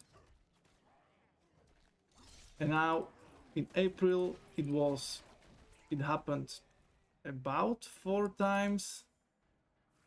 And then in May, another 2 times. Yeah, so he's not the happy hippo at the moment. But you know what? That's his problem. I don't know why he doesn't like traveling. You know, there are cats that actually can go and use a leash. Even my dad's friend has a cat, and he takes his cat on a walk. He has a little collar. They also have that little like a cat lead, and then he actually just let the cat off the lead or leash or whatever, and the cat just walks around, and when it's cold it comes back and they have a good time. And for a moment I was actually thinking, what if I did that? What if I learned, or sorry, taught my cat to go for a walk? Would be amazing. But then I realized it would be also pricey, because if you have like an outside cat, you will have to literally pay for extra worm treatments and all that bullshit, and I'm like, nah, no longer a rich bitch. So I'm like, yeah, he'll stay inside. It's safer, and also it's cheaper. Forgive me, Emperor, my mercenary died twice and I burned through over 20 full regen potions. The terrorized level 67 demon cows wins today. Wow. Seriously, are you losing to some cows? Amulet.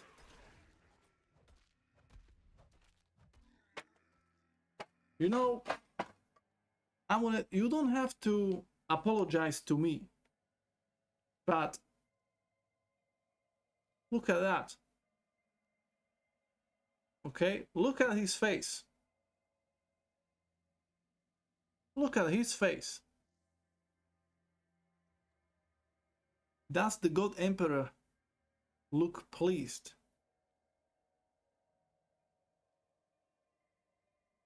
But he's also very benevolent, so he will give you a second chance, because he is the God Emperor, and he knows that you didn't fail on purpose, you didn't fall to the chaos and shit like that. You were just unlucky. You need a little bit more training. So next time, we don't care about the casualties, you know. As Imperial Guards, we are used to that, so we don't care about the mercenary, but you better come victorious next time.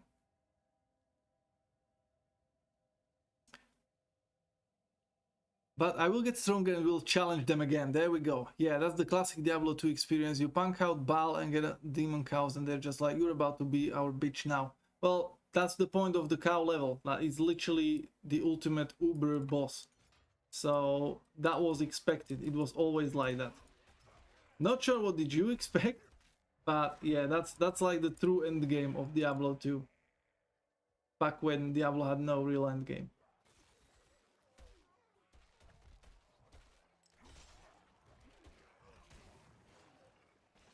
I mean, I was surviving being 5 levels below the cows. Well, yeah, but surviving is not the same as living or winning. Winning.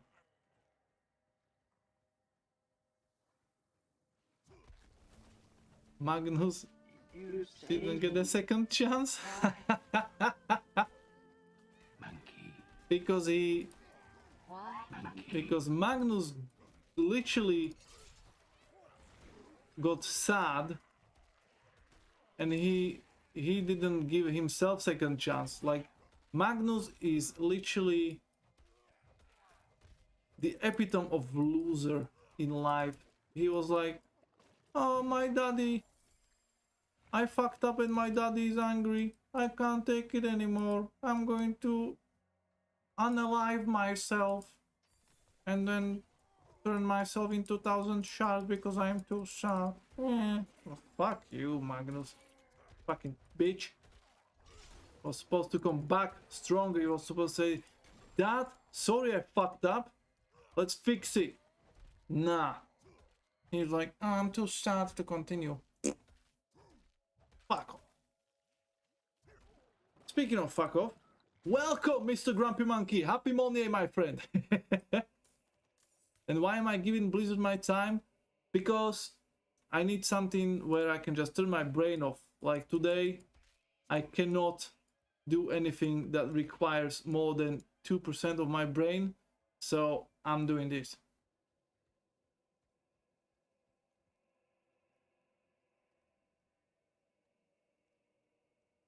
And good morning to you as well. Ingra says the cow level. When you got some serious beef and you go throw down their other surprise, you're the one who gets cheesed and have to hoof it up other and move on.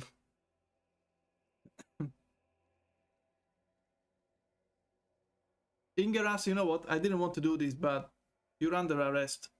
Too many pumps in one go. Sorry, but that's not allowed unless it's me.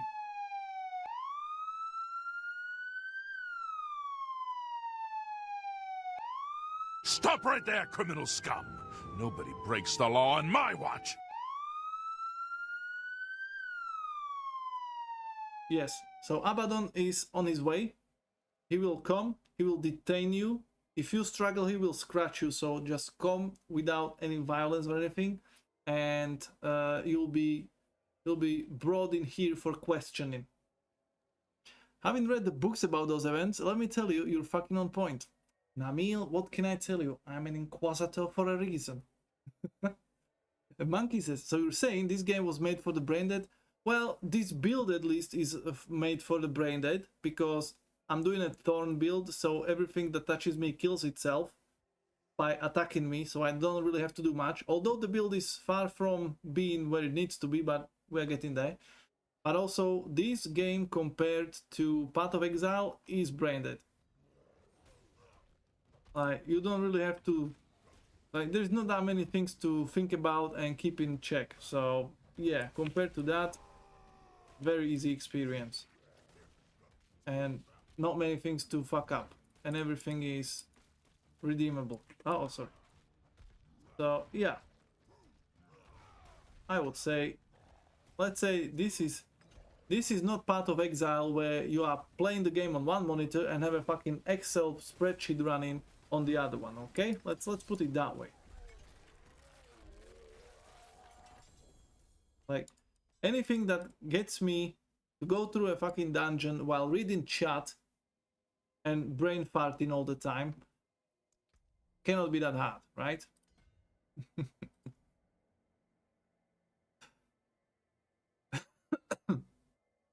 That wasn't an arrest, that was just a threat. Namil, that was just a precaution. So you know that he's coming and you better stay where you are, because if Abaddon has to chase you, you're in a world of hurt and trouble. Ingra says, cook some balaclava and wears it on his head as he makes his escape. Yeah, I too was confused about baklava and balaclava for a time being, but luckily for me, those times are over. The future is now, old man. So, Monkey, what's the plan? It's Monday, new chapter, new day, new week. What's going on?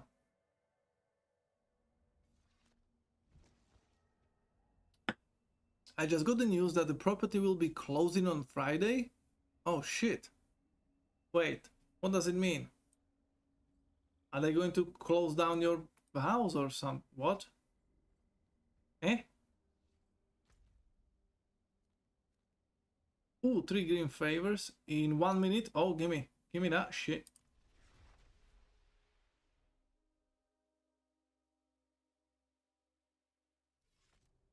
Or do you mean that you are closing the deal? Yeah, that would make more sense.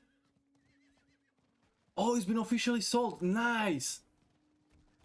Are you making a bank on it?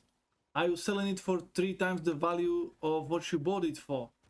Are you actually going to be Mr. Rich Monkey? Are you going to be now able to just live off of that and go full-time streaming so Namil has somebody to watch?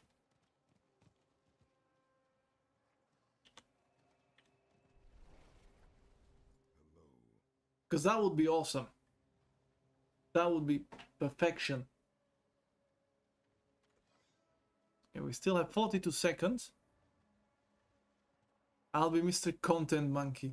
Oh, so you're going to create some content. So, yep, my dear battle brothers and sisters, if you are not following Mr. Grumpy Monkey, give him a follow, because as you see that, he's going to do more content. No more Grumpy? Oh, don't worry, he's going to be Grumpy. Because it, you know... Oh, shit.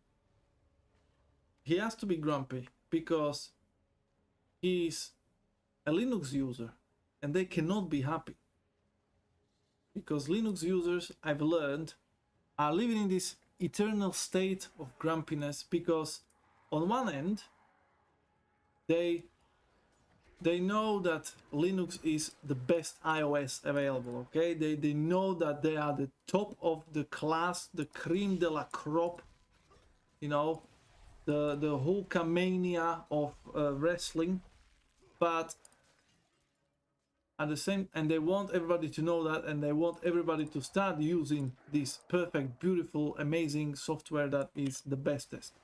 But at the same time, they actually cannot achieve that dream, because if they do, it becomes mainstream, and then they wouldn't be cool kids anymore, and they would have to find another iOS that would be even better than Linux, than the Penguin, and then, you know, the whole shenanigans would have to start again. So it's they cannot be happy, because the moment they become happy, they become unhappy again. What's a Linux? Oh, the Penguin OS.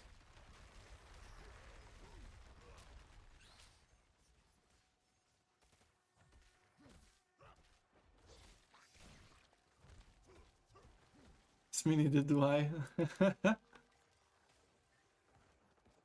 You have no idea what you want? Well, tell me what you want, what you really want. Showing my age with that one. Not the lemur. Namil, you're a lemur. No, I meant Penguin iOS. Bonk. I'll take that as a compliment. Well, who am I to tell you it isn't? Because, and this is very important things, guys, for your life as well. This I'm okay. I'm going to get serious for a moment, and I'm gonna give you some life lesson that I've learned over the years. That words have only so much power as you give them, as you yourself give them, okay? So if you take this as a compliment, that's great. That's good on you. Because why should you take it as something else, right? It's completely up to you. Like, you could get mortally offended, leave, block me, never talk to me ever again because I called you a lemur, and you know that was an option. That was an option. When I said that, you had that option. But then again, why would you? And it's the same with when somebody calls you an asshole, or a dickweeb, or a cunt. That word has only as much power as you yourself give it. Because honestly, on my time on the Noosphere, I've been called everything. The whole interwebs had an intercourse with all members of my family, whether I have them or not. Somebody already had them, either for free or for €5 or something like that. And again, I could have blocked those people, I could get offended, I could have, you know, be like, ah, you call my mama a bitch, you know. I'm not, because whoever knows my parents wouldn't even think about saying that, and whoever doesn't know, well, they have no fucking clue what they are talking about, so why should I be angry, right? So, again, it's always up to you, my friends, whether you get offended or not, and how you take the words being said. So, take this with yourself, think about it, and have a good life. Because ever since I've started to live by that rule, I'm having so much better time online and everywhere else. It was awesome. Because shit no longer pissed me off or offended me. Because I'm like, they don't have an idea what they're talking about, or why should I get offended about that? Easy. Right. Wait, what did you haven't heard in a long time? Hey, there we go. Nice. Thank you.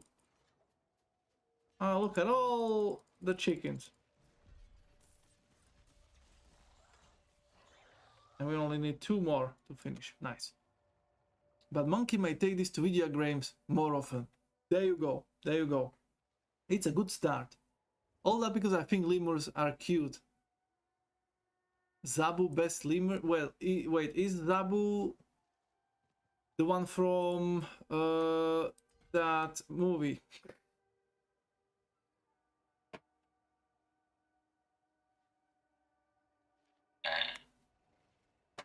Is Zabu from that movie about the zoo animals escaping to Africa? Whatever is it called? Where the 3 penguins are from? Is that the one?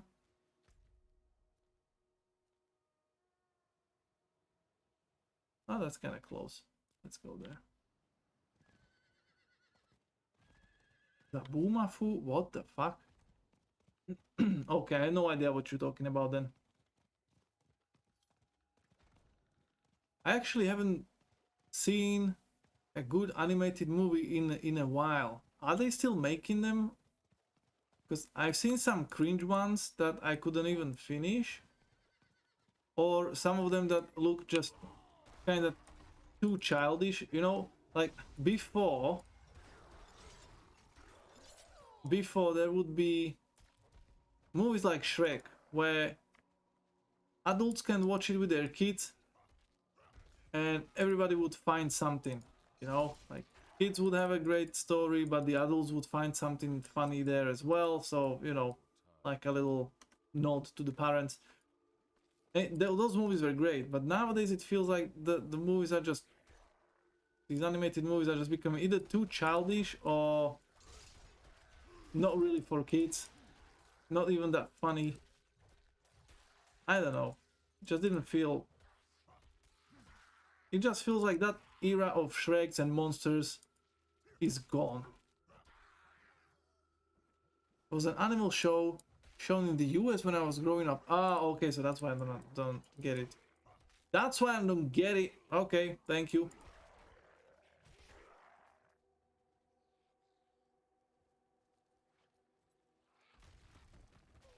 Champion? Where is the champion? Come on, bitches. Is this the champion? Is this the champagne of evil? Nah.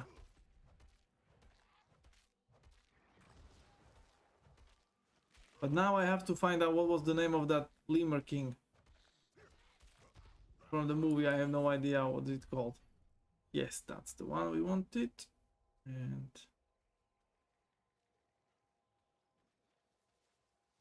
get here. I'm pretty sure if I go for Lemur King, it will be instantly there.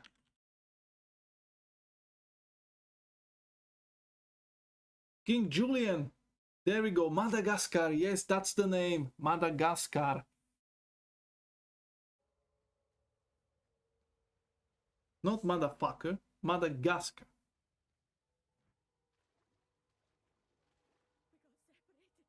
Oh, these are the perfect ones. I can just stand here and let them do the work for me. So yeah. Well, welcome to my amazing Diablo gameplay, guys. This is why Sofa had to leave and go away, because he just can't stand the fact that I just found this great build.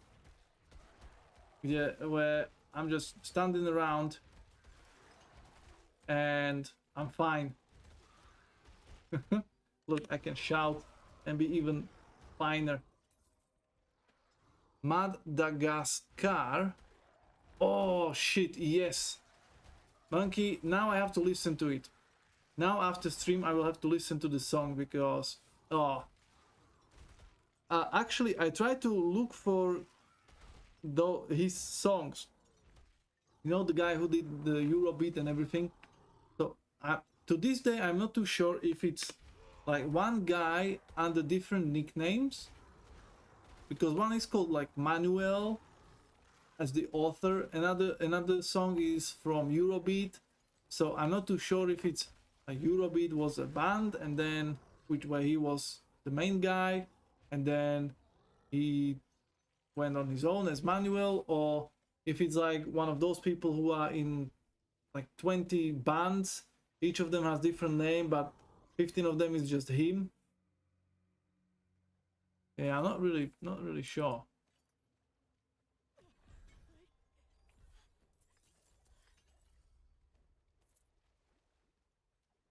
Go.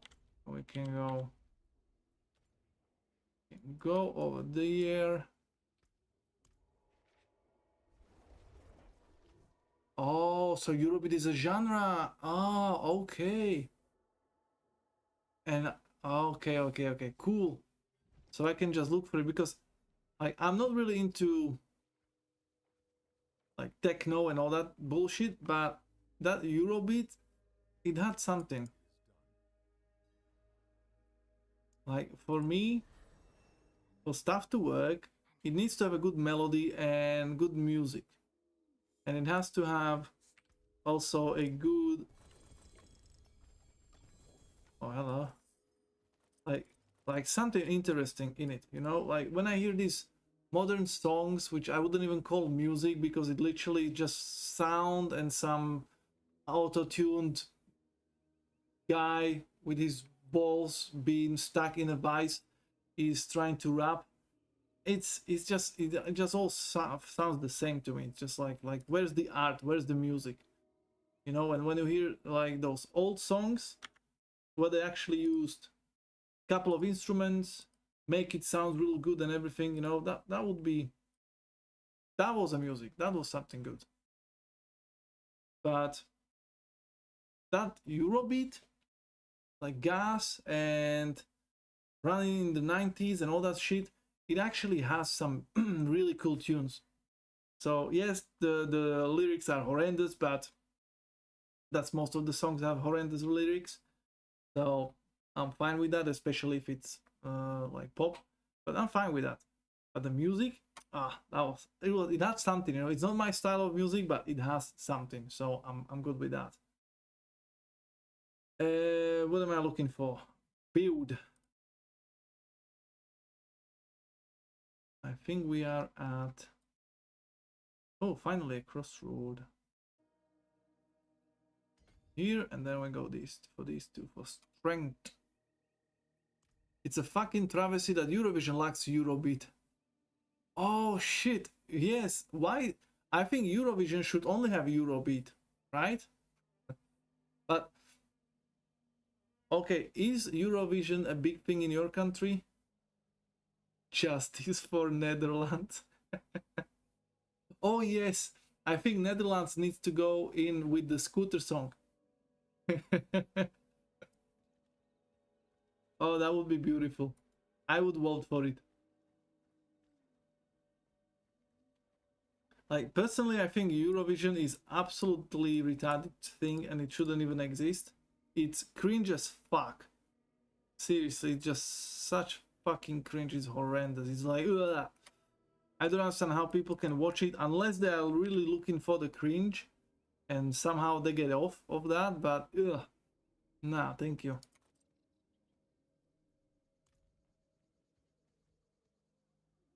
Hell yeah! I've not missed the Eurovision since I was like 14. Really? Whoa. But okay, in that case, I'm really interested because, as I said, for me it's cringe as fuck. It's horrendous. The songs are terrible. So why do you watch it? Like, what's the appeal? Like, do you actually like the songs? Or do you like the show? Do you like to learn about the countries? Like, what's in it for you? What's in it for you? Yes, that's correct. My English was not Englishing for a moment. Oh, world boss. Damn, son, in an hour? Oh shit.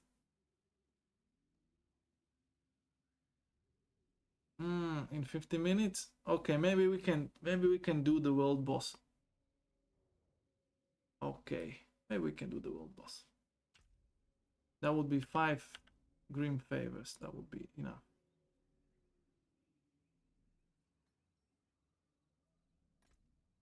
Wait, Nightmare 3, level 57, we should be fine with that.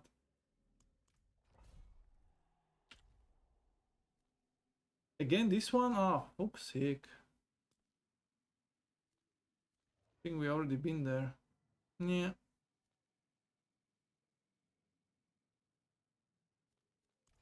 See what happens. It's the whole spectacle of it. It's fun, and there might be 1 or 2 actually good songs. Wanted to see it live this year, but missed out. And where is it this year? And also, do they always come up with a new song, or is it the same songs over and over? It was in Malmö, Sweden. New song every year. Oh yeah, but I mean, like, they come only with 1 song, and then they sing it until they win or lose. Like, just that 1 song. And every week.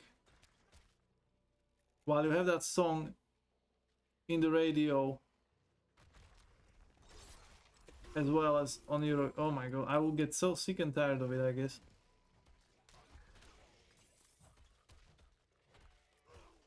Yeah, so that's what I meant.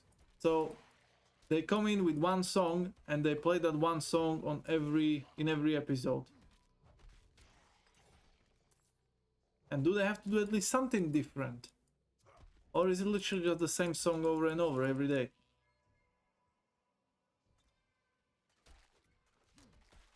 Wait. Wait, is it just one and done deal? Is the Eurovision contest just 3-hour shows? Oh, okay. So maybe I'm confusing that with the prelims that are happening in every country. Because, again, I'm not really into it, so I have no idea, but I have the feeling that I've seen like the same song over and over, and I think what confused me is that maybe we had a special version of Eurovision, like a local one, where people were trying to show off with their songs and get the normies to send text messages with votes to choose the song that will be sent to Eurovision. So maybe that's what I'm confusing it with. That would actually make sense when I think about it. Because I was pretty sure that it's not just like one and done. So most likely just the contest to choose the song. Okay, in that case it's not that bad, I guess.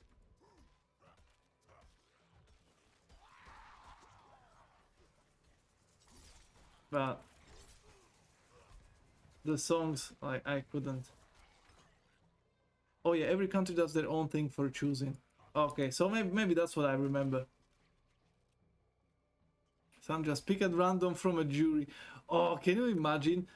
Because I remember one year it was in the radio, and they made a little interview with a guy who sent his own song to the jury, like the local one, and it was so fucking cringe. It was so fucking bad. Like, the guy was absolutely tone deaf, and he thinks he knows. Well, he wasn't like completely bad as a singer, but the song was absolute trash. The music was absolute bullshit. The lyrics were cringe as fuck, about some mothers abandoning children after birth, or some, you know, like absolute bullshit like that. And the music was horrendous. It was literally like one of those songs that I hate, where you only have like one guitar and a little bit of do, and then you just sing. It's mostly like a sung ballad or sung poetry, sung over some kind of a really easy to play music. And it was so bad, and the guy was so proud of himself, and he was like, yeah, like, I really think I have a chance to win. You know, like, I spent like 2 years making this song to make sure it's perfect for Eurovision, and, you know, I really wanted the lyrics to hit people.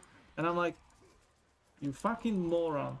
Like, you're from a country, like, he made the song in his own language, which means there is about roughly 5 million people who would understand. Maybe 15 if we count Czechs as well. Maybe a couple of more if we count Polacks, who could kind of guess what the shit was about. But, like, how do you want to hit the whole world with your amazing cringe lyrics if nobody speaks your fucking language? You know, do it in English, or Chinese, or Indian, or something, you know, something that like millions of people are speaking, not like some shitty random language nobody knows of. You know? It was horrendous. And I'm like, if this is the best we have, I don't even want to see.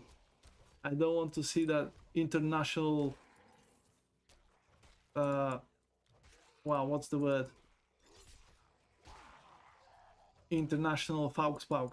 That's gonna happen eventually.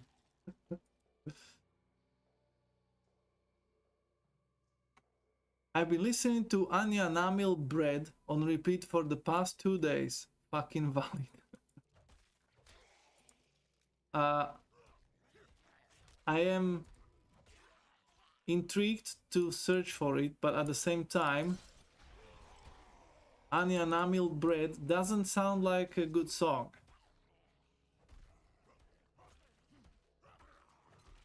So, and I don't want to infect myself with another silly song that then I will not be able to get out of my head.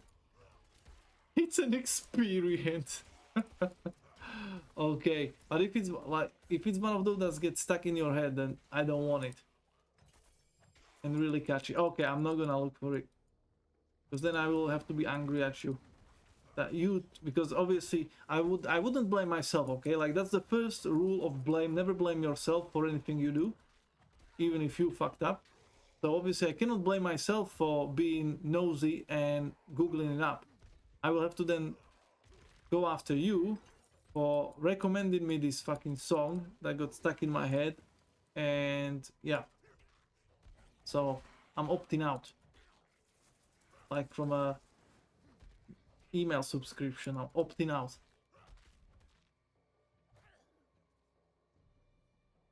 Not enough? Oh, bastards! Fucking bastards! I need to kill them. Oh, there are 2 of them. Nice. Oh! Only 2 good things come out of Eurovision: Epic Saxon Man and Will Ferrell movie. Period. Cruiseroni Macaroni, happy Monday Oroni, coming with the truth bombs straight from the gate. Well, the Epic Sax Man, okay, I forgot about that dude. Yes, that was one good thing from Eurovision. And Will Ferrell movie, I actually couldn't watch it. It was too cringe for me. I like Will Ferrell movies, and I got into his style of comedy and everything, so I'm fine with that. But that Eurovision was too cringe. I just couldn't. I couldn't finish it. So yeah, for me it's only the Saxon man. God, that's so old. Wait, what? 2012? Epic Sax guy? Wait, are we seriously talking 12 years? Are we seriously talking 12 years of epic? Wow. Well, yeah, you are old, but you know what? Guys, we need to start pretending we are not that old. We need to start pretending, like, for instance, when Mr. Cruiser comes around and says, Epic Sax guy, you have two options. First, you'll be like, Epic what? Sorry, I don't know, this must be before my time. Or be like, oh yes, I know about this. I've heard about it somewhere, or I read about the article about old Eurovision memes, and that's where I got it from. But it's before my time. Wait, Monkey, you already started to pretend? What? Why would you do that? I'm proud to be old as fuck. I'm proud to say, like, yes, I remember the good old days pre-interwebs. I remember how it was when Emperor was still around on his crusade. You know, why not? Let's teach the kids. You know, educate. I'm not 34, I'm 20 with 14 years of experience. Wait, fuck, I'm not even 34, I'm 33. Oh, wow, you fucking child. You fucking kid. Does your mama know you are up this late, Namil?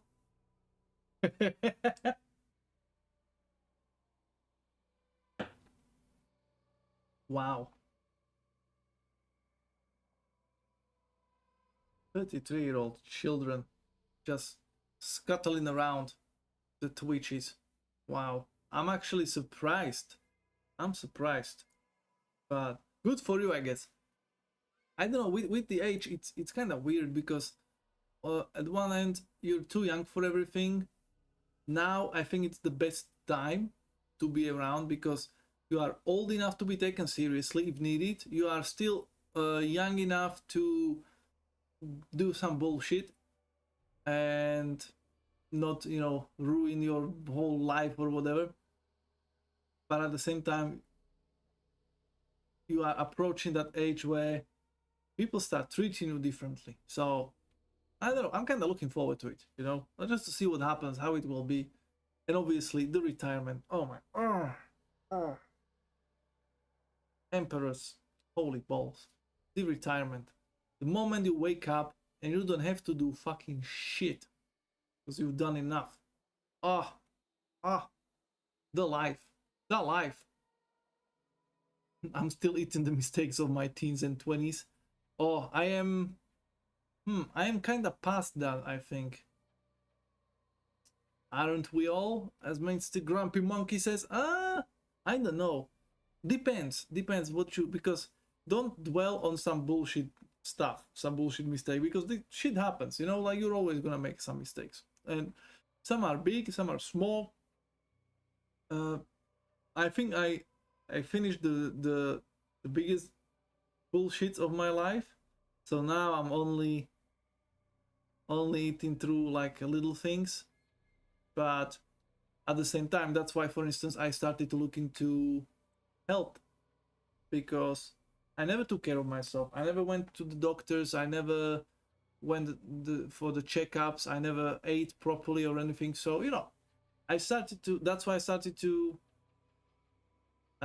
look into it, because I don't want to end up being 60, feeling like I'm 90. I cannot bend. I have stage 7 diabetes.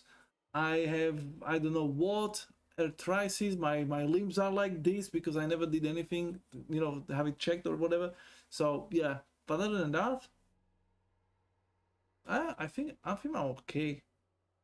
Or at least, thankfully, I forgot about all the bullshit, and therefore I'm okay now. Okay, we still have no ambidextrous. I really need that one.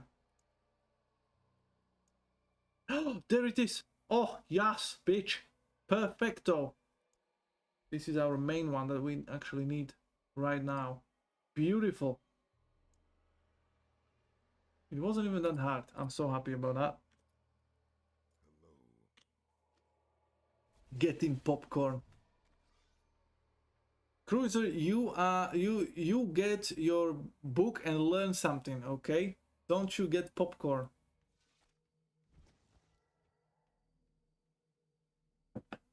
Bastards making fun of me. But you know, I'm fine with that. Oh, look at this shit. 90 quid worth game that is stuttering when you are in a place with more than 2 people around. Fucking hell, man. Fucking hell. Just for funsies, seriously, what's the price tag on this shit? Shop. Okay, now it's 50% off. Amazing. Fuck the battle pass. Give me the price tag. Fucking hell, man. Standard edition, 60 quid. Now for 30 because it's 50% off. Fucking hell, man. The joys of online only, yeah. Actually, people are now asking for offline mode. But seriously, 60 quid for a game that runs like shit when you're with other people around. Like, I do understand with Path of Exile, you get this screen tearing and shit when you are using one of those funky builds that actually just lights up your whole fucking screen with like 50 million animations. That's fine. That makes sense. But $60 game from AAA game developer, now bought by fucking Microsoft, who can just throw money at them like that. Wow. Okay, a couple of people left, so now I have less screen tearing, but this dude is coming with some necromancer bullshit, so yeah, nope.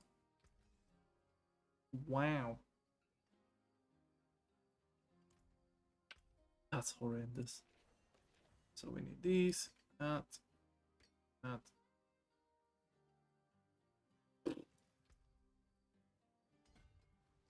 Seriously, my dude.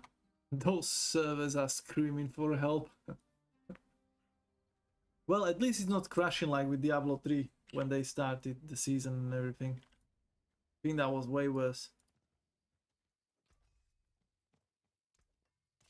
Although this game already has over a year, so I guess it's fine.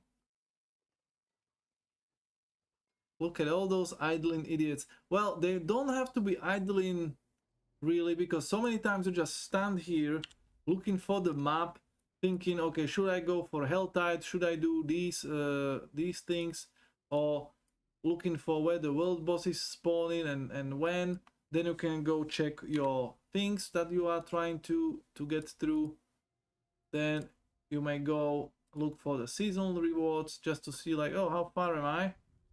You know, or for instance, these chapters, what am I still missing? Like here, I still need max thread level during Helltide, and these two things to finish.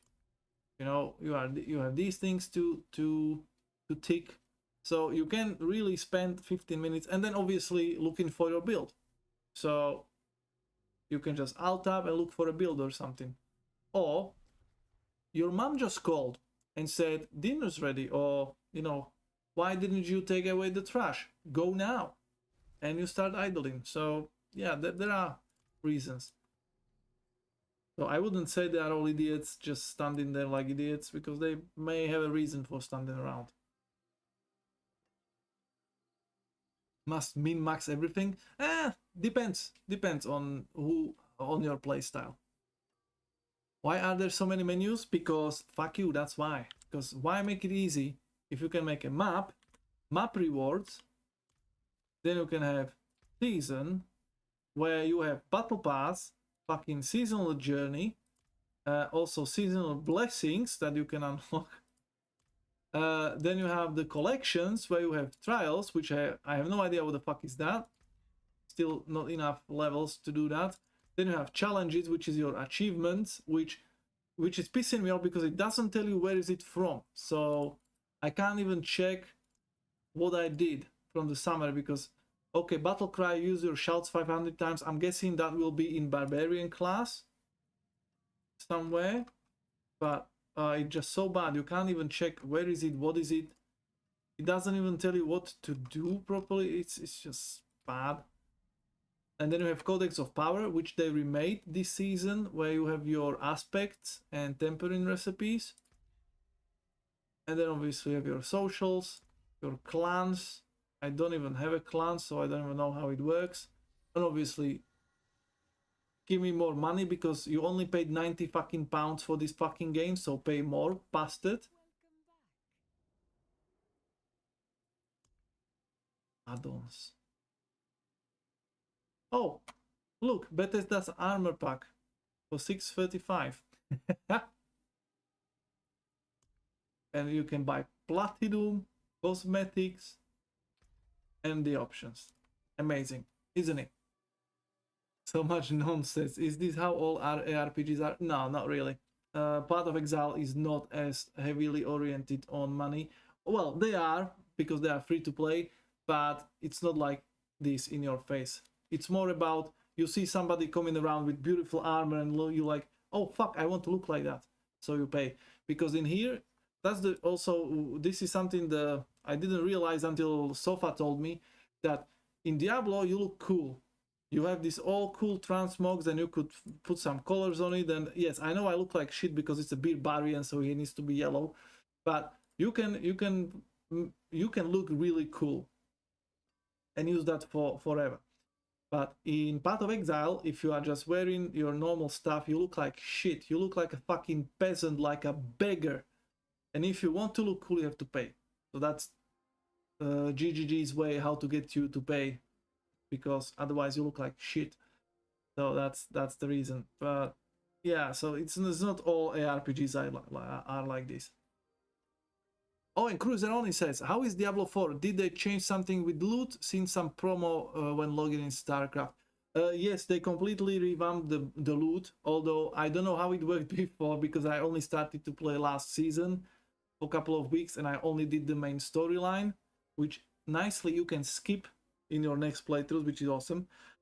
But yeah, from what I remember, the drops have been changed, and where was it? This Codex of Power was completely different. Like now, you can actually filter through this shit when you are looking for defensive stuff, offensive resources, or whatever.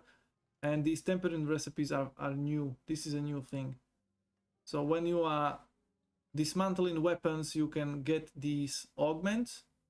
First, you can unlock it, and then later on, if you pick up a better weapon, you can increase the potency of it. So like with these aspects, you can open them through finishing certain dungeons, and then, but that's only like basic bitch. Like here it says vulnerable enemies has 15 to 30% chance to stun, right, on this top one. So I have 15% because I opened it through a dungeon.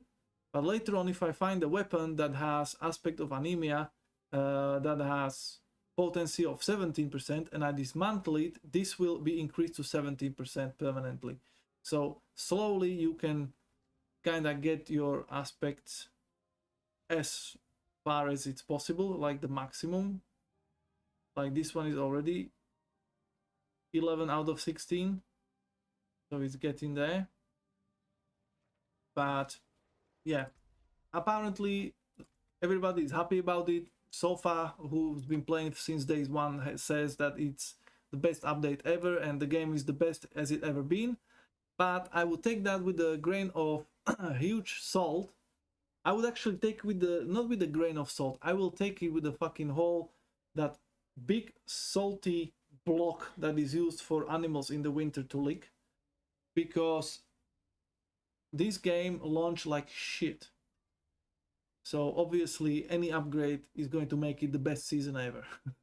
You know, like every season is the best season, although some people would say that the second season was absolute travesty and horrendous trash, but the third was the best season ever. Now the fourth is the best season ever, and we'll see later on.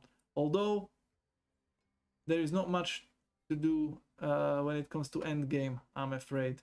You have bosses, you have uber bosses and all that shit, like the usual stuff, but I don't know if there is anything else. And obviously I'm going to compare it with Path of Exile, which is for me the best ARPG there is around, where you have about 6 things that you can do alongside bosses as an end game options. So we'll see. Oh, maybe these guys will add something, but the way it is right now, I think this will be my last season because there is nothing else I can do. Like, I am not willing to do every season to repeat these. Like, you are getting points for all these, for doing like side quests, side dungeons, areas, discovering areas and shit. Now, discovered areas don't reset. Discovered altars don't reset. The only thing that, and also a couple of waypoints stays open, like from the main cities. But every season you have to do the side dungeons and the side quests and the strongholds, and it's always the same. The side quests are absolutely horrendous. They are just such a boring fetch quest that are always never ending, and it's just so bad. And Sofa told me they are great, so you can get these points, right, like the renown value for the region, from the side quests. So I'm like, oh cool, let's do them. And it just fucking fetch quests all over again. So I'm like, yeah, fine, not doing them, only if I get really bored.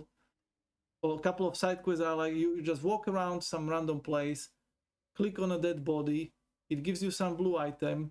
It could be a letter, it could be a mushroom or something, and all you have to do is teleport to a certain town, give it to somebody, they say, oh, thank you for bringing it, here are the points, and that's it. It's just like, nah. And I don't mind that with Path of Exile or other ARPGs because it's done by like normal people, but this is fucking Blizzard we're talking about, okay? This is apparently the masters of storytelling, so give me a proper side quest, not the one of, oh, go and kill the bear because I'm scared. Like, fuck you, you go kill the bear, give me some proper quest. Have you reached Bofadis yet? Eh? Carl? I didn't, but I'm pretty sure you reached these earlier on today. Bofadis, nah. Asshole. Anemia in game final representation for me. Yes, exactly. Blizzard is all about the representation, so you can find yourself. The next one I'm gonna unlock is bulimia. Sorry, I don't. I only have one nut, as you might know. Oh yes, true. You're true. You are like the ram. And Ingira says, I don't want an RPG to focus on the end. I want it to be tough to get through, so you spend most of the time actually progressing, and when you beat the last boss, it's the end, which I realize is bad for money, but oh well. Well, Ingeras, but you are in the minority, because majority of people, like people who play ARPGs, play them for the end game. Like, they don't give a fuck about the story, you know. That's why most of ARPGs have a shitty story, because nobody cares, you know. Just give us some fucking demon, yeah, whatever. Just give me the end game. Like, people want the end game where they can min-max their build, see what works, what doesn't, you know, have the number go bigger. see some cool build going off, popping up everywhere, and that's what they play it for. So that's why Path of Exile caters to so many people, because you can min-max whatever the fuck you want. You have so many options for endgame builds and everything, and there are so many things you can do and how to get currency that it just speaks to those people. But yeah, ARPG is not about the stories, sadly, which is sad. Although I must say Diablo 4 has a really good story for an ARPG, and even Path of Exile has really good story for an ARPG, although a little bit too long and too convoluted to my liking. And Diablo story is told better with all the sequences and cinematics and all that bullshit, so it was better done. Although with Diablo I am kinda pissed off because the story is the same as story in Diablo 2. Like, you literally just follow the footsteps of some great evil and try to deal with the aftermath until you finally catch up and, you know, have a big showdown. That it's basically Diablo 2 just with different people and a little bit more, with a little bit more meat on those bones, but it's basically the same. But Final Fantasy IX has a great story, while 7 doesn't. Well, Mr. Grumpy Monkey, none of those games are ARPGs. They are JRPGs, but not ARPGs. So, different kettle of fish. But I know what you mean. And Ingra said, yeah, I know, but with my ADHD, with my ACDC, endgame content can't really hold my attention. If you find that convoluted, don't play Final Fantasy 14. I love it, but it's not an MMORPG with a good story added. It's a good story with an MMORPG added. Actually, many people told me that it has a really good story. It's just, it looks too anime to me, and there are those little children walking around. Those little... let's call it as it is. It's there for pedos, so I'm like, nah. I'm not really a big fan of that. And also the graphics are kinda weird. And I don't really have time for another one. And Final Fantasy 14 sounds like something for a couple of dozens of hours. So yeah. Yes, Lalafels, yes. I call them pun bait. It is, they are fucking jailbaits. Indeed. Indeed. So yeah. Because I just have to, I just see them and I'm like, I know exactly why you are here. I know exactly for whom you were designed, and I just can't get through that. But yeah, sadly.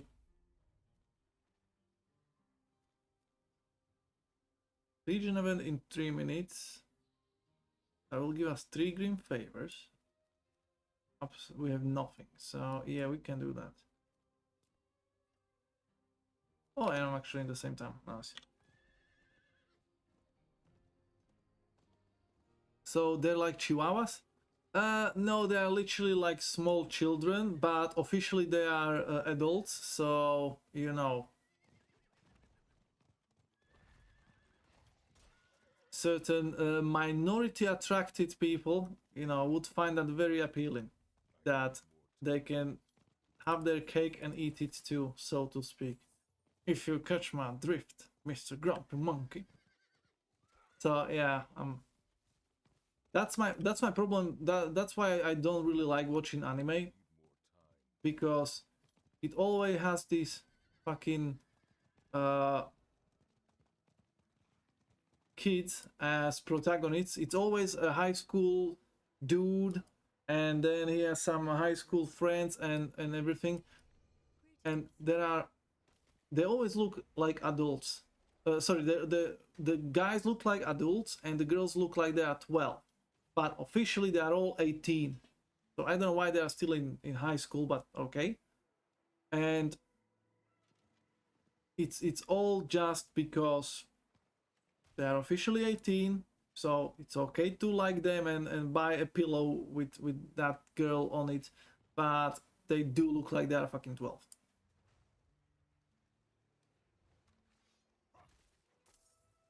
So whenever I'm feeling like I would like to see some anime just to hear some Japanese, I literally have to Google anime with adult protagonists, because every time I see Sosuke Yokuhara is a teenage boy or a high school student with down on his luck who finds a superpower, I'm like, get the fuck out of my face. That's like every other anime.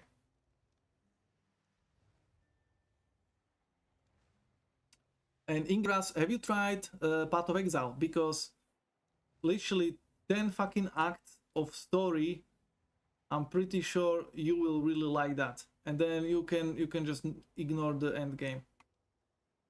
But there is 10 acts of quite an interesting story that if you really read all the lore and listen to all the dialogues, it will actually paint a really cool picture. Uncle Biters. Though my favorite encounter was one randomly ran up to me with a red hat and blonde and white shirt and gave me a pizza and said, Lala, John's Pizza Delivery. Yeah, like Sofa told me about this good experience in Final Fantasy. It just, yeah, not for me. Mad because small, jealous of tall. Why won't this pillow bend? It feels like a brick. Ew, no, let's not go there. Ew, it's too late for that. Too late in the evening. Yeah, my brain has a difficult time looking at anime, even though I loved it growing up. I don't have difficult time. I'm just tired of the tropes. Because it seems like most of the anime is the same. It's a loser, young guy as a main protagonist, because it resides with guys who are reading the anime for the most part and watching it. Then he always gets this awkward but really cute little girl who is really beautiful and everything, and obviously in real life you would never get that girl, but because it's anime he always gets the girl and they are always in love, and it's amazing, and it just plays into that fantasy of those lonely sad men that, oh, I wish I had this superpower and I had this, you know, such a girlfriend and everything. So it's always it's usually the same way how it's all happening. And it gets boring pretty quick once you see through it. You know exactly what's gonna happen and how it's gonna end and everything. And for me personally, I can't forget these things. That's why for me it's really hard to find a good movie or a good book or whatever, because I remember shit and I'm literally looking for bullshit. I realized that the other day. Like, there is so many good movies that I don't consider good because there are these little things that really ruin it for me and I can't help myself. So that's why people then think I'm an asshole, because there is a movie that everybody loves. It's really good, and I come around and I'm like, what? This bullshit? Like, it was so predictable. You could tell from the start what's gonna happen. You could always see what's going to happen next. You know, like you can literally tell the whole movie as it's unfolding in front of you. But apparently it's just me, you know, like other people can turn that part of their brains off, that analyzing part, and people can just enjoy the fucking movie for what it is. And I have a real problem with that. I really can't do that. I always have to think like, I wouldn't do this. That's stupid. Why would he do that? Or why would she tell him that? Or why wouldn't she tell him that? You know, like, why are people doing stuff that is nonsensical? And I just can't turn my brain off. I always have to think about it that way. And then it ruins a lot of movies for me. But at the same time, when I find a good movie, then I'm really happy because it's a really good movie.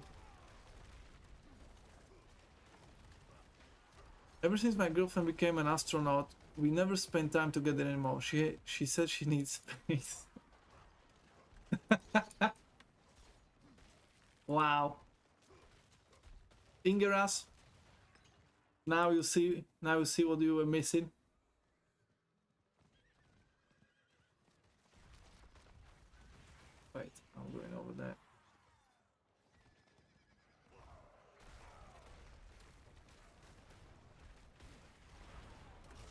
So you want B-rated movies? Yeah, B movies are okay. I really like them. I really like the B movies, but then again, it depends on how much of that B is there.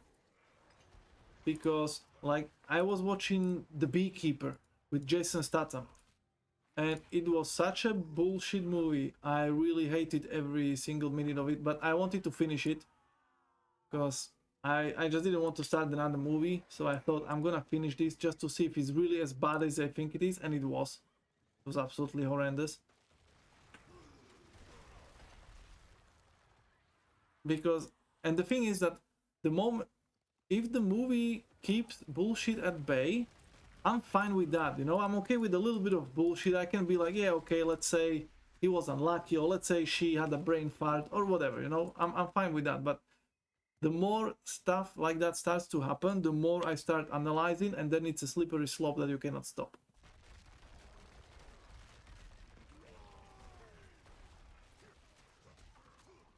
B movie, you got taste. Oh, there is actually a B movie. Ah, shit. I see Namil now got Ingeratidis. Or is it Carlolitidis? Or Carlolitidis Kurai? You start punning. Shush. It's now canon that the only movie Kane watches is B movie. Yes, exactly. Oh, I still didn't see the Zootopia, was it? About some Lady Rabbit being a police woman. I wanted to watch it because it looked like a fun movie for adults, like animation, but for adults, not for kids. But then people told me it's really bad. I don't know if it is really bad. It's just what I've been told by the interwebs.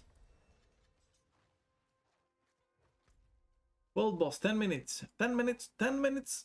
So we can do some easy ones.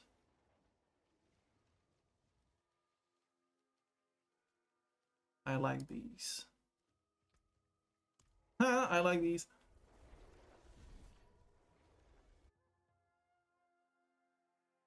I enjoy Zootopia. Not great, but had a few moments.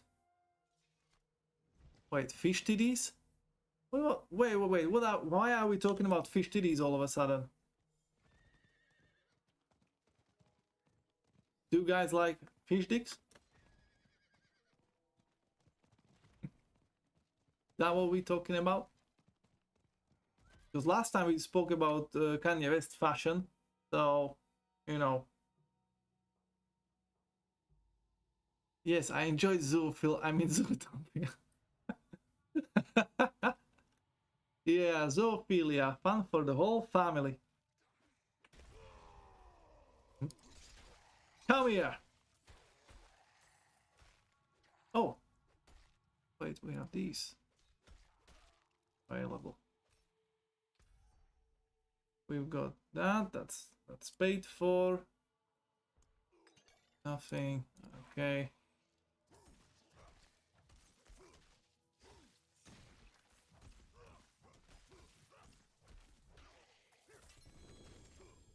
Oh, that was a lot of crap.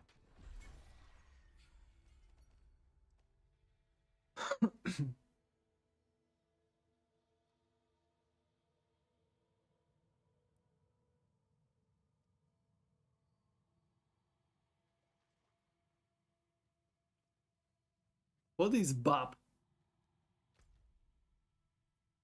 Do you mean bibimbap? That should be some kind of a bun to be eaten. Okay, we need one more point for the 3, and then we'll get 5 from the boss, and that'll be it for today. Do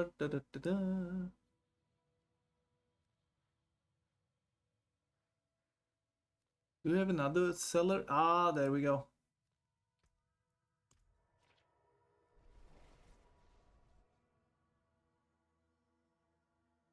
Yeah, bonk is only for me. A bop is a beat. That's not helping, Grumpy. You know, it's getting late over here, and I had a day where my brain was used to the maximum. So you need to be clear now. Bab is a beat. And beep is a bath? I don't know.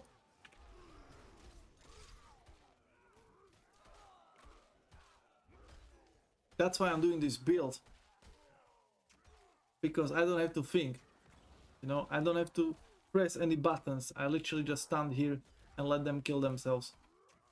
Oh, 10 skull fragments, thank you. I mean, if I want, I can press a button.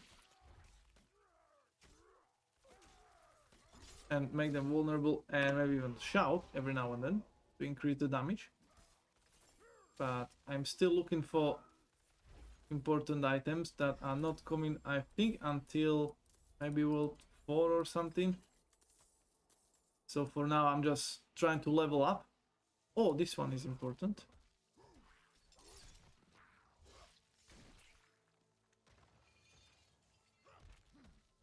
Okay, I'm not going anywhere, dude.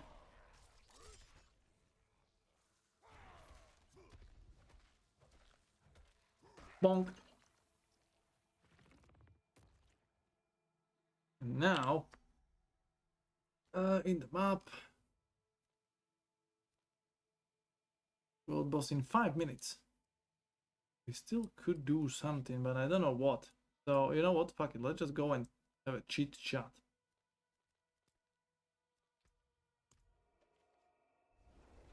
I'm the scat man. Yes, but you know, these days, Mr. Grumpy Monkey, I would be careful saying that.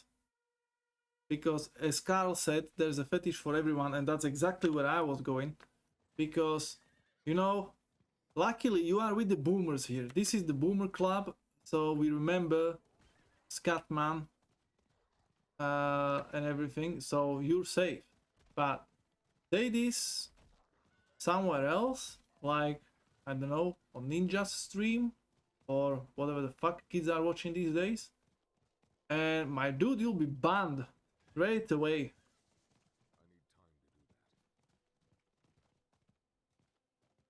You know? No, it's not a song name, it's a artist name. The song name was something else, but is it both? Really? I thought it was called something else. But yeah, you say that somewhere else, you may go straight to, I don't know if it's this. No? No? Right to jail, right away. There you go. There you go. Straight to jail right away. So be careful, please.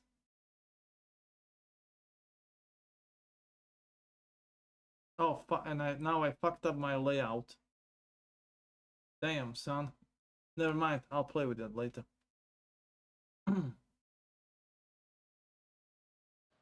There you go. Scatman John. That was the artist. And Scatman was the song, right? Or something like that.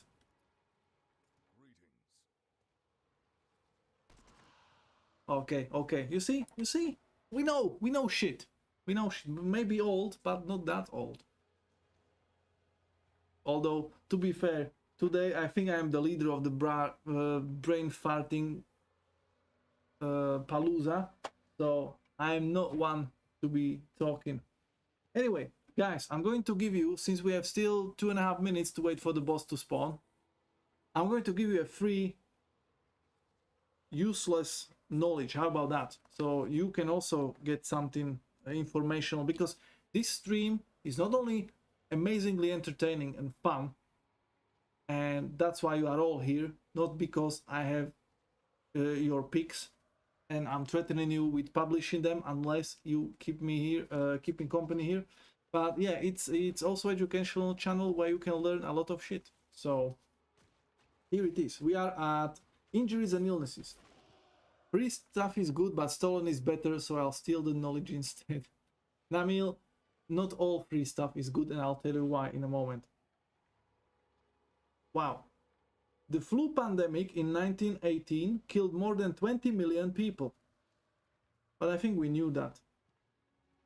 That the flu pandemic in 1918 killed more than 20 million people. Yes, we know that. So let's do another one. Cerumen is the medical term for earwax. That's another bullshit we knew. Can't prove me wrong, that's how my mama raised me. Well, I'll just need to find something interesting.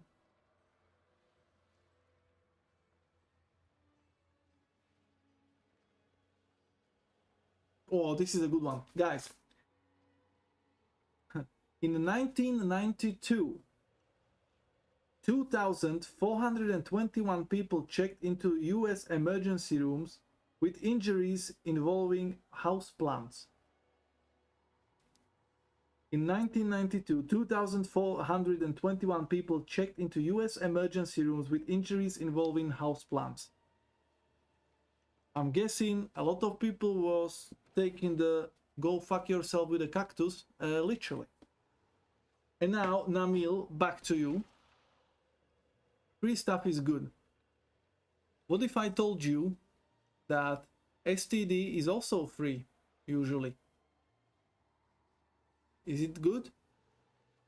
I don't think so. So not all free stuff is good.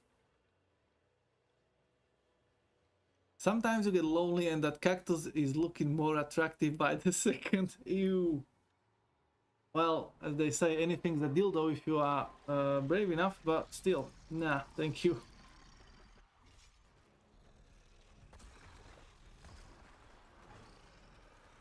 Okay, is he gonna get melted? Because usually this boss gets melted within like a couple of seconds, but not today. We don't have the damage. I'll boost my teammates. And the bastards, and let's go. Oh.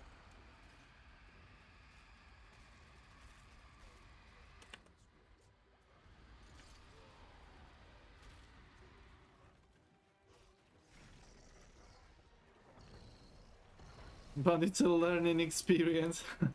Can't put price on that. True. But kinda depends on what you mean about learning experience. Like getting free STDs. Yes, it kinda is a free experience, but nah. I don't think it's the one you want.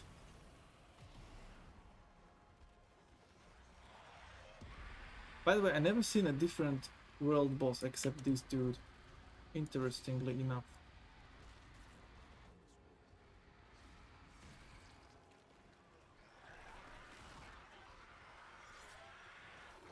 Okay, took us a while, but we got him.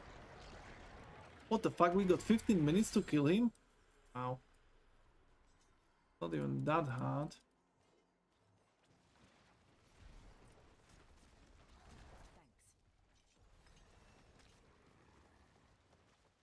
Oh, even got a level.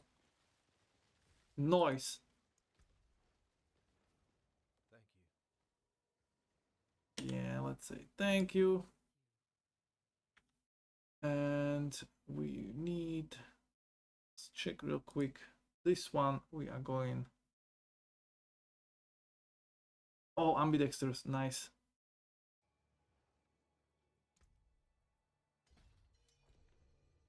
And that goes there. Plus 1.5% damage bleeding to enemies. Additional bonus later on will be deal 8% increased damage while wielding 100 weapons. Okay, so that's for the bash. Okay, okay. We are getting there, guys. We are getting there.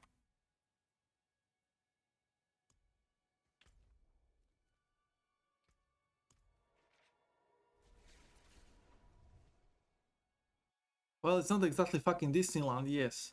What happened to the stream races? They stopped working. They're not working. Like literally the last few times we tried to run them, they were absolutely not working. So we stopped them, and then I wasn't streaming for 2 months because I was traveling and doing shit. So kinda... It's a good time to try to see if they fixed it actually.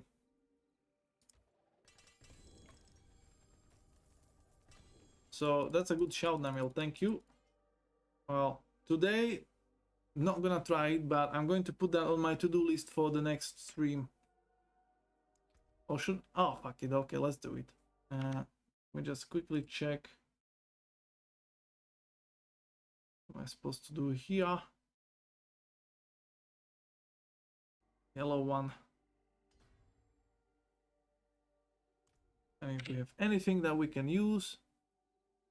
Nope. 200 axe. Distant enemies have 10% chance to be stunned.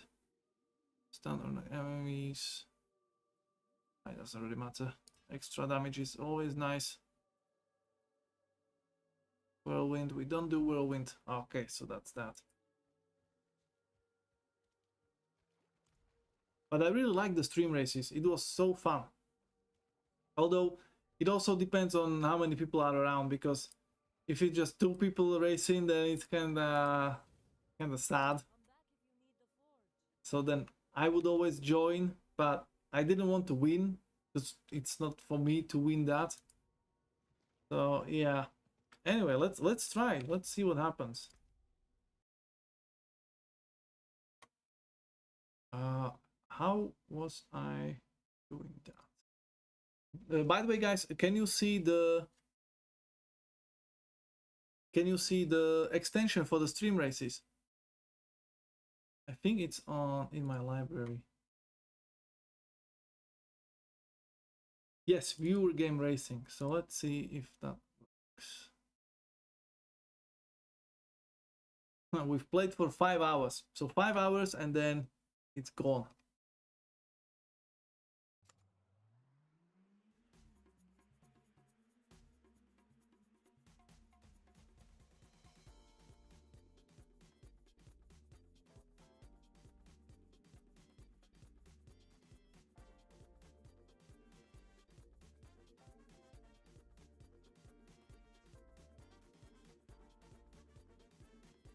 Come on, where is it? Ah!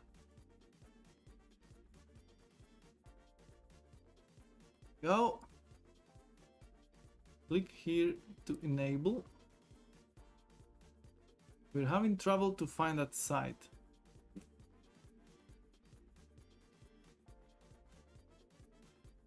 What if we try different thingy? Nope.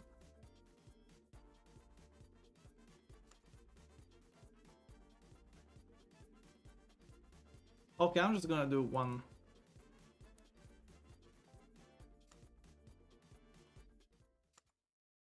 You see, I'm not even connected because otherwise it would be showing my ugly face.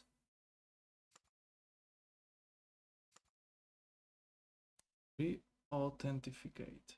Okay, maybe that will help. Nope, we're having trouble finding that site. We can't connect to the server at viewergames.hellcat.com. Maybe they are bankrupt and they stopped giving a fuck about this game. Oh shit, viewer games racing discontinued. Oh fuck. December 14th last year. For economic reasons, we have decided to indefinitely shut down viewer games racing. Thank you for everyone who was with us until the end. Fuck, it was such a good thing. Ah. Bastards. Nah.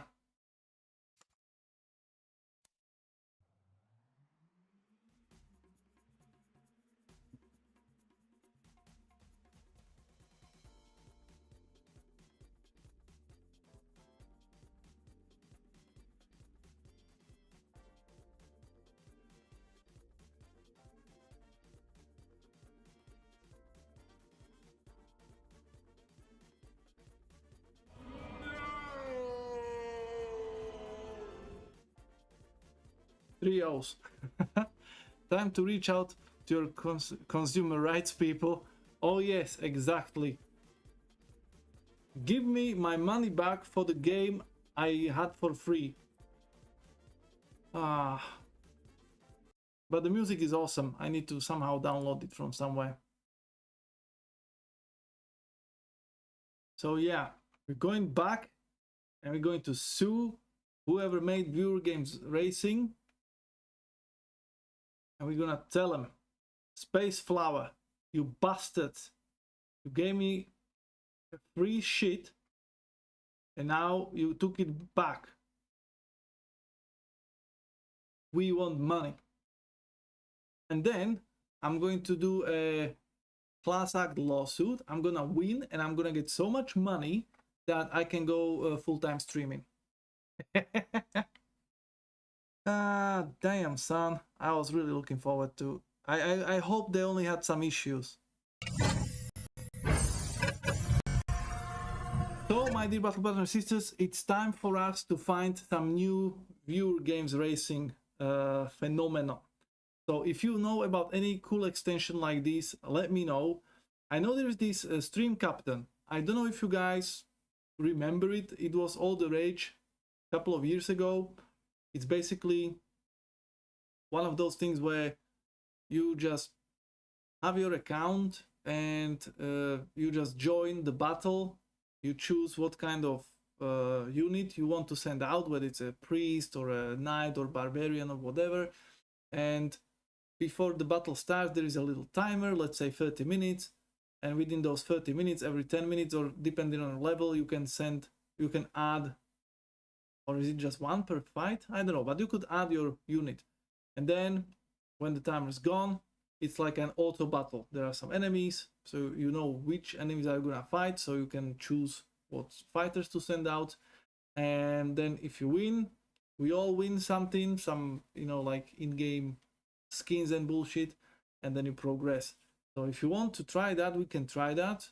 But as I said, this was a thing 2 or 3 years ago. So I don't know if people are still remembering it and if, well, you will be interested. So I may post it on the Discord, give you a link, see what you guys say.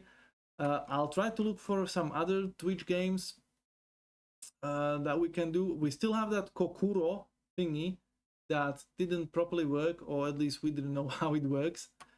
So yeah, you can see if that actually was brought up to speed, because there are some updates waiting, and apparently they did something about it. So, but it also feels like, okay, they have 14 Twitch chat mini games, so it could be all right. We can try it another time, see if you like it. Anyway, that's it for today, my dear battle brothers and sisters. So thank you so much for joining me. We'll be back on Wednesday, 6 p.m. What is this? Cool streamer time, or whatever the fuck we are now on time-wise. And we'll do some Vermintide 2 on this Wednesday. So if you'd like to join me, you are more than welcome. If not, I'll just deal with the bots and randoms and see how it goes, because I didn't play that game for a long time, and I know there were at least one update ever since I played the last time, and some new level, I think, or at least 1 or 2 levels that I still didn't play from the old expansion. So Carlos, thank you, good night to you as well. So we'll be back on Wednesday, and also most likely we'll be switching from Wednesday to Thursday, but I will confirm that later on. I still need to see if somebody else adds their votes, but so far it looks like people either cannot do the same day anyway, or they don't care because they always have the time. So either which is fine, and therefore for Chief and Flame we may move it to Thursday if that helps them to be here more often. So that's it for today. Let me see. Again, there is nobody streaming that I know of who would be worth your time, so no. This is weird. Why is nobody streaming? Like, at this point, usually Flame Science said he would be streaming because Selako should be released today. Glowworm used to stream at this time. On occasion, well, Fury or Super Clopez would be on. Super Sangu should be online. Well, yeah. on Thursday I suddenly have a double shift. Oof. But that's not every Thursday, hopefully. But maybe my late shift goes by quick. You should continue then. You're filling the gap. The people are yearning for more. Yeah, but not more of this, I'm afraid. 24-hour stream. How about no, Namil? Like, I can barely do 3 hours, okay, after work. I think I could do 6 hours if I really pushed it. And maybe I could even manage 8 hours overall. But, yeah. I think I did, was it on New Year's Eve? I did like 6 hours long stream from 6 to like 1 o'clock in the morning or something. It was horrendous. Fine, 48 hours then. No. I'm not that. Like, what's the point of 24-hour stream? The streamer still needs to eat in between, and I'm not going to be sitting here stuffing my face or turning off my cam and then be like, oh, hi Namil, how are you? You need a little naps in between anyway. Like when Blonde did 24-hour stream with like 20 minutes nap in between, I'm like, well, that's not technically 24-hour stream because you're sleeping. And then, like, what's the point? Like, your brain is going to be melted. You don't even know what you're doing, what you're talking about. You look like shit, or even more like shit than usual. I don't think it's a good time for anybody, you know. And also, who is gonna fucking watch it? Are you going to be here for 48 hours or 24 hours to watch the fucking stream? Like, no. You'll come in for an hour, have fun, then go about your business, enjoy your life, and then maybe come back like, oh, look at that, this asshole is still streaming, what a fucking clown. Then fuck off again, you know, enjoy your life, then come back and be, at the end and be like, just to see the shit show that's happening at the end of the stream. Like, what's the point? I would rather do more short streams where I can focus, where I can give you all the best, you know, where I know that I am looking as presentable as possible, I have as much brain power as possible, and I have at least some idea of what to do and what to talk about. Because again, I don't really want to do those streams where I'm just playing a game on my own, not talking to anyone, not looking at the chat, and like, there are millions of streams like that, and I wouldn't watch that. And I'm not going to do a stream that I personally wouldn't watch. So there you go. No 24-hour streams. Maybe I could do 12-hour stream if something big happened. But I have no idea what that big would have to be. I could do a 12-hour stream on a weekend or something or take a day off. Well, take 2 days off. One for a stream and one just to recuperate from that bullshit. But yeah, I wouldn't do ever more than 12 hours. And as I said, I can't even imagine the reason to do 12 hours. Because, as you know, I like to talk. I hate silent streams. So, to talk for 12 fucking hours, I would have a headache. Well, no, let's not even think about it. So, thank you very much, guys. This was our most likely last Diablo experience for the time being. On Wednesday, we'll do some Vermintide, and then we'll just find something else to play. Maybe some single-player game that I can get through. So I am going to check through them, and then I will give you an option to vote on the Discord, so you can decide what you guys want to see next. So that's it for today. Carlos, thank you very much for the nice meme. I'm going to check it before I go to bed. Now, as always, guys, the Emperor protects. Have a great rest of your time zone, and I will see you hopefully on the Discord, tweet paths, other people's chats, and the stream as well. Have a good one. How do you close the stream? Like, what?